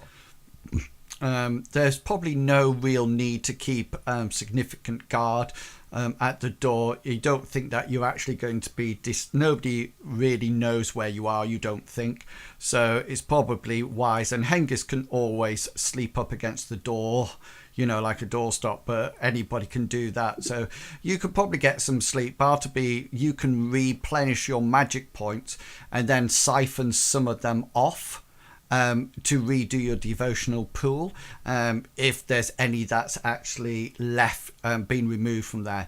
So just for people who are watching the game on the stream, please remember that any spellcasters within Mithras, they don't have they can cast their spells as many times as they want, as long as they got power or magic points, to fuel them. And Bartleby, being a theist, is slightly different. He uses his magic pool to cast prayers, but he has a devotion pool that he uses to cast his miracles and things like the spirit shield, the shield of Amriel. That was a miracle, a blessing from his god or goddess, rather than a prayer. And they can only be re-energized and updated through a night's sleep. Unfortunately, please remember that luck does not come back, because that is just for the session. And you sort of notice that when you start, what time are you planning on waking up? Just before dawn. The plan is to wake up, get ourselves ready, get to where Hazra acquired the chariot, I think it's best described as, and the horse, and then to try to get and then try to get ready so that when the gates open and people are filing in, Gulliver's been to a few towns, and he's had to get in and out of them a bit when things have gone wrong with him and Handy Jack's shady deals that they were doing. And normally when the gates open, the guards are very busy checking the people that are coming in and not too bothered about people who are going out. So he's planning on using that to have the flush of people coming in when it opens to do the trading, etc., to get out. If we can, we want to look for because I think the main trade is ore in the town there. Yes, that is correct, with the miners, etc., from the thing. So you sort of wake up, and I think you've got rations, etc.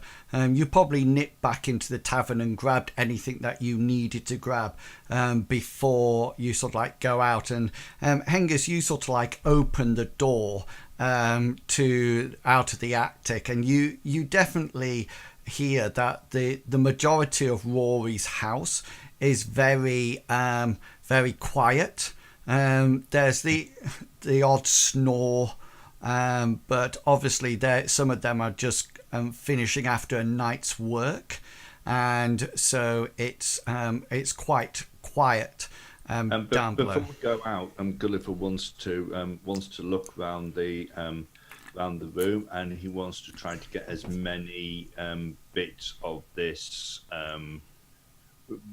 material that he can.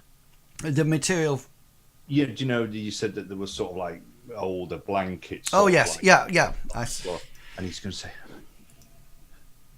"I woke up and I had an even better plan. They're looking for 4 people, so they're not going to stop 2, are they? So the plan is, and I know you're not going to like this, Hengist, but the plan is that you and Bartleby can lay down in the back of the wagon, and we'll cover you with these with these blankets, so they won't see you because you stand out because you've got your armor on, and they won't see Bartleby because he stands out because he's got the mask on. And then with Hazra driving and me sort of like maybe leading the horse or sat next to him, just like a hired hand, it'll be a lot better getting out that way. We can try that. I was also thinking in the night I might try and use one of these blankets to disguise part of my armor to get to the. Oh, it'll be place where the disguising cart you, is. Hengist, because you'll be underneath it. No, but to get to the handcart, we've got to walk through town, and then Hengist is going to fold up. If the blankets are sort of like normal sort of size, he's going to fold one up into sort of like quarters lengthways, and then he'll put it over his right shoulder so that sort of like it covers part of his armor. Yeah. So then he's going to put everything else on. So then he'll put his rucksack on over top. So that's going to hold it in place and tuck it under the two taily bits into his belt. So it looks like a sash. Yeah. Got you. Going across the shrine. And he's going to try and arrange it so that it covers the mane or as much of the rearing horse as he can. And says, at least that's one identifying mark, somewhat hidden. It's a pity you can't turn it round and wear it backwards and then just have a cloak on it. That would really hide it. But it probably doesn't work like that. So it's just Hengist, just roll your conceal, please. It is a standard skill. Yeah. Yeah, you've made a pretty good job of it. Everything seems to be concealed. You're not too sure whether or not it might work its way loose or not, but it looks pretty good. That's all right then. It's also done. I've also done this Gulliver so that it's not as restricting, so I can still somewhat use the sword if needed. Yeah, you won't need to because you're going to be laid down in the bottom of the cart, covered up with these rags. It's me. So, yeah, and you too.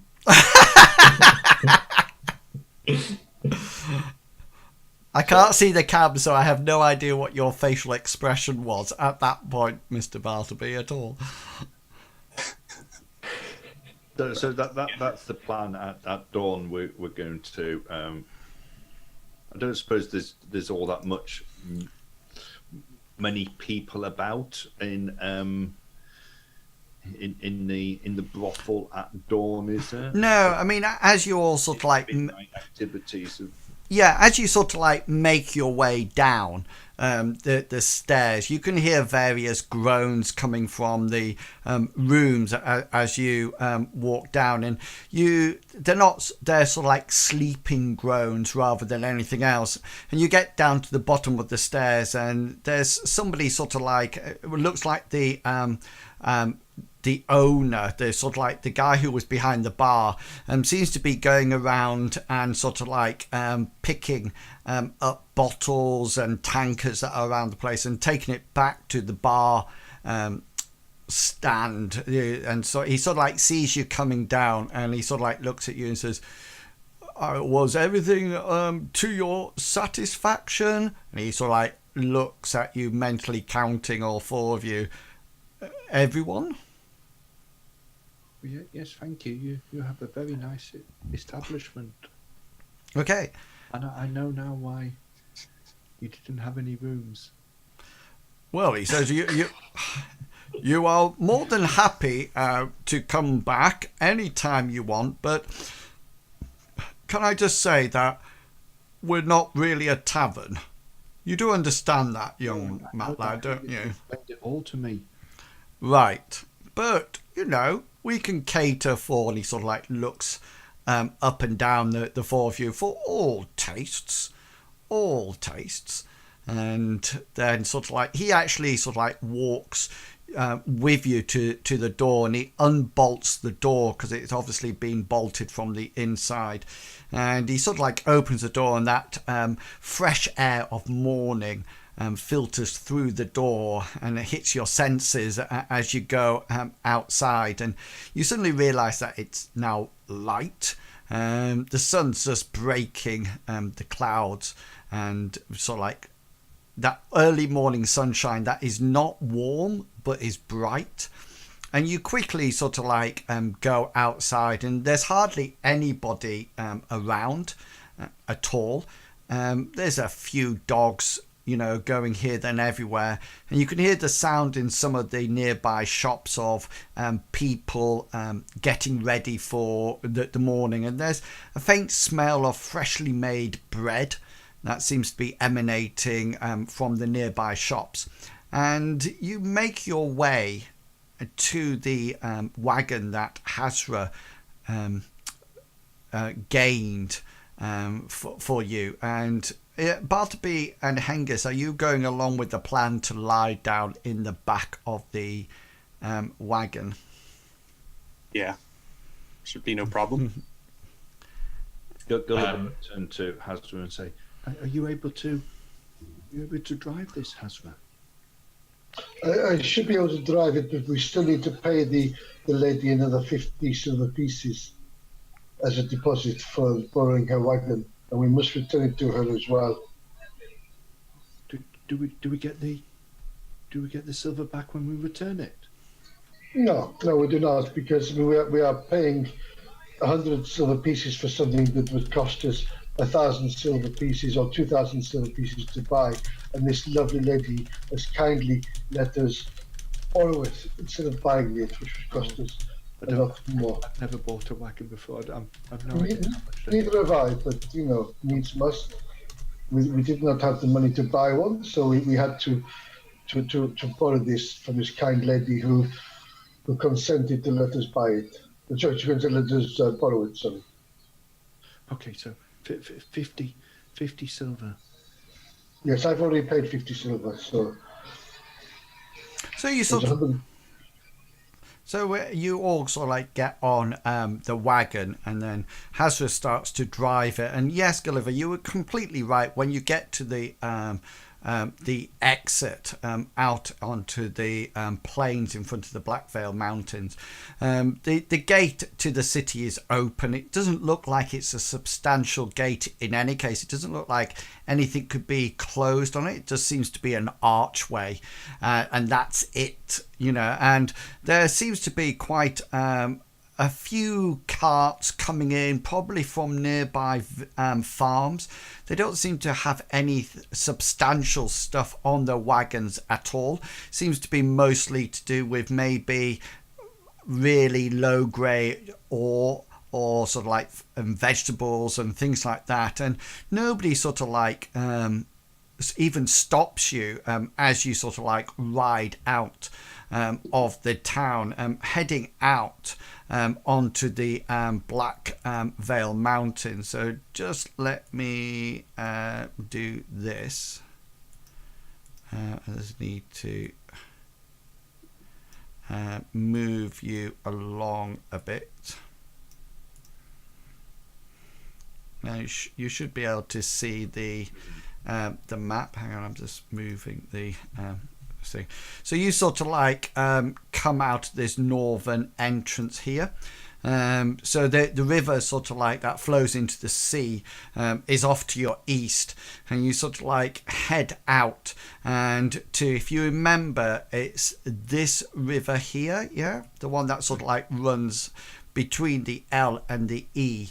From what I remember from the map that Silas gave us, it's sort of like there was like a zigzaggy pathway. Yeah.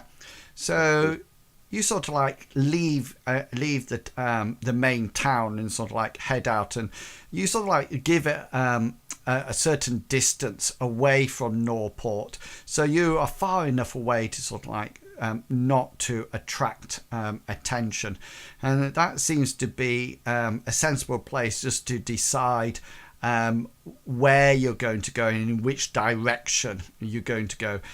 You do, as you look out across the plains, you can see for quite a distance, and you can see that there appears to be almost like hill forts.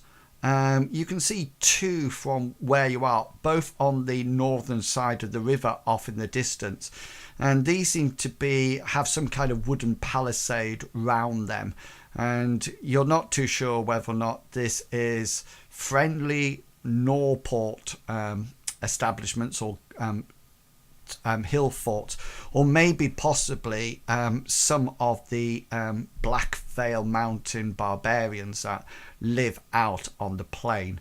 Can Gulliver get out the map that Silas gave him and see whether or not he can? Yeah, that's why I've put the map up for you, so you can sort of like. Can you see the map on Roll20? I can see the map of the main map. Yeah. Right. Okay. So yeah, tell me what you would like to. First of all, I wanted to see whether or not the map of where the map that we got from Silas that shows various away through the barbarian. I wanted to see whether or not it corresponded with where these forts are, if you see what I mean. Yeah, whether or not it looks like these could be the barbarian forts, or whether or not they could be just friendly outposts from NorPort. Your the zigzagged line that you got from Silas about the journey through the thing. It sort of like heads towards the river and then actually travels this side of the river. It doesn't look like it ever crosses the river in any case. So these hill forts in the distance, and the only reason you can really see them is because they're higher up as you look over the landscape. But even then, they might be almost like half a day, nearly a day's ride away from here. But you can see the Black Mountains as well. There might be forts off in that direction as well. But you're right. Silas gave you that map, didn't he, with the dotted line, and it doesn't seem to cross the river at all. It seems to sort of like stay on this side of the river for the time being. Are we going to follow the map that Silas gave us? I think that's probably the best idea. We don't know whether or not these forts are friendly or not. Or it's probably a good idea. Hanno did say to avoid the forts because while he suggested we may not be able to fight off all of the Black Veil barbarians at one go. The cart does seem rather slow. Are you able to move faster than the cart, Hazra? Possibly. I mean, the cart is just going at a steady horse's pace. I mean, I would be able to trot ahead, but who would be able to drive the cart? Oh, I'm very good with horses. Horses like me. I could maybe lead it. I was thinking more of trotting behind rather than trotting ahead, because where that people were looking for us and knew that we were asking questions, and if they were watching directions from the town, then they might be following us, and we might be able to get a better idea of who they are. If you could. I understand. You wish me to just cover our trail and monitor for anybody coming behind us. And what I'll do is you tell me where you are going to go, and I will hold back here off the road. And if I see anybody in the distance, I will run forward and tell you. We were going to follow this map that Silas gave us, and he'll show Hazra the map. I cannot read. This is just, I mean, it's pretty pictures. Yeah, it's just and there's a squiggly line and things, but it does not tell me which way does it go. Gulliver and Hazra will turn it around for various landmarks, and if he can see sort of like forts in the distance, and where the jotted line goes, he'll then start sort of like saying to Hazra, well, we're going to be heading in that direction, and can you see those two forts? Well, we're going to be on the left hand side of that one. We'll wait for you. We'll wait for you there, because it's probably going to be about dinner time then. Okay, I will wait until the sun is like quarter in the sky, and then if nobody comes, I will move forward to your point. Okay. Okay, I think that's probably, I know it's a bit early, but that seems to be a better place to finish before you head off into the wilderness on your trusty wagon and horses. So, yeah, so I think, I know it's a bit early, but I think if we leave it there, that'll be best all round. So you're not getting halfway through a combat. And then When we get attacked by the barbarian. yeah, and then what we can do is that next time we can decide on the route, etc., etc. So before we go, does anybody have any announcements that they would like to make at all? I do not. Thank you. Very much. No, thank you. Cool. And does anybody? I will. Oh, Mr. Pickles. Sorry, Mr. Pickles. I was gonna do a pickle pass, but yeah, do a pickle pass. I mean, I'm passing on. Oh, you're pickles passing. having I thought any- it was a new thing that I hadn't heard of. No. It means nothing. No. Passing a pickle. He's passing a pickle. That's absolutely fine. So, yeah, so just to let you know that I will be streaming tomorrow at 2 o'clock BST time for some Elder Scrolls Online. So if you are around, then... Say again, sorry? Potato tank? Yeah, it's hot and spicy potato tank at the moment, rather than the frozen potato tank that I've been playing recently. Is that because of the colour of your balls? No, it's because he's a dragon knight that deals with fire. So yeah, so I'll be playing some Elder Scrolls Online tomorrow, starting at 2 o'clock. So I will see you all then. I hope you've enjoyed tonight's adventure. If you'd like to know more about the system, then please do go across to the YouTube channel where you can find the videos about how the system plays, as well as going right the way back to Adventure 1 with the actual play videos that we've got there. So right the way back where the original foursome, which was Longshanks EPG, Chuggerwugger, Big Beastie, Yes. and And Sprocketeer. Sprocketeer. Yeah, actually left. Sailing on a boat. Yes, leaving, and I think on that one, wasn't it that Big and Briggs nearly got his arm Yeah, by a bird. by a He did. bird. Yeah.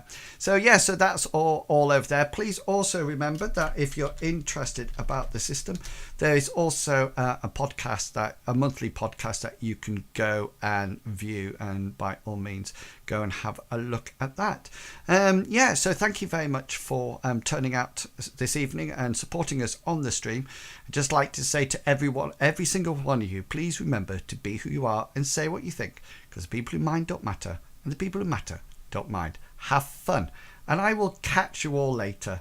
And until then, happy role playing. See you later, guys. Bye.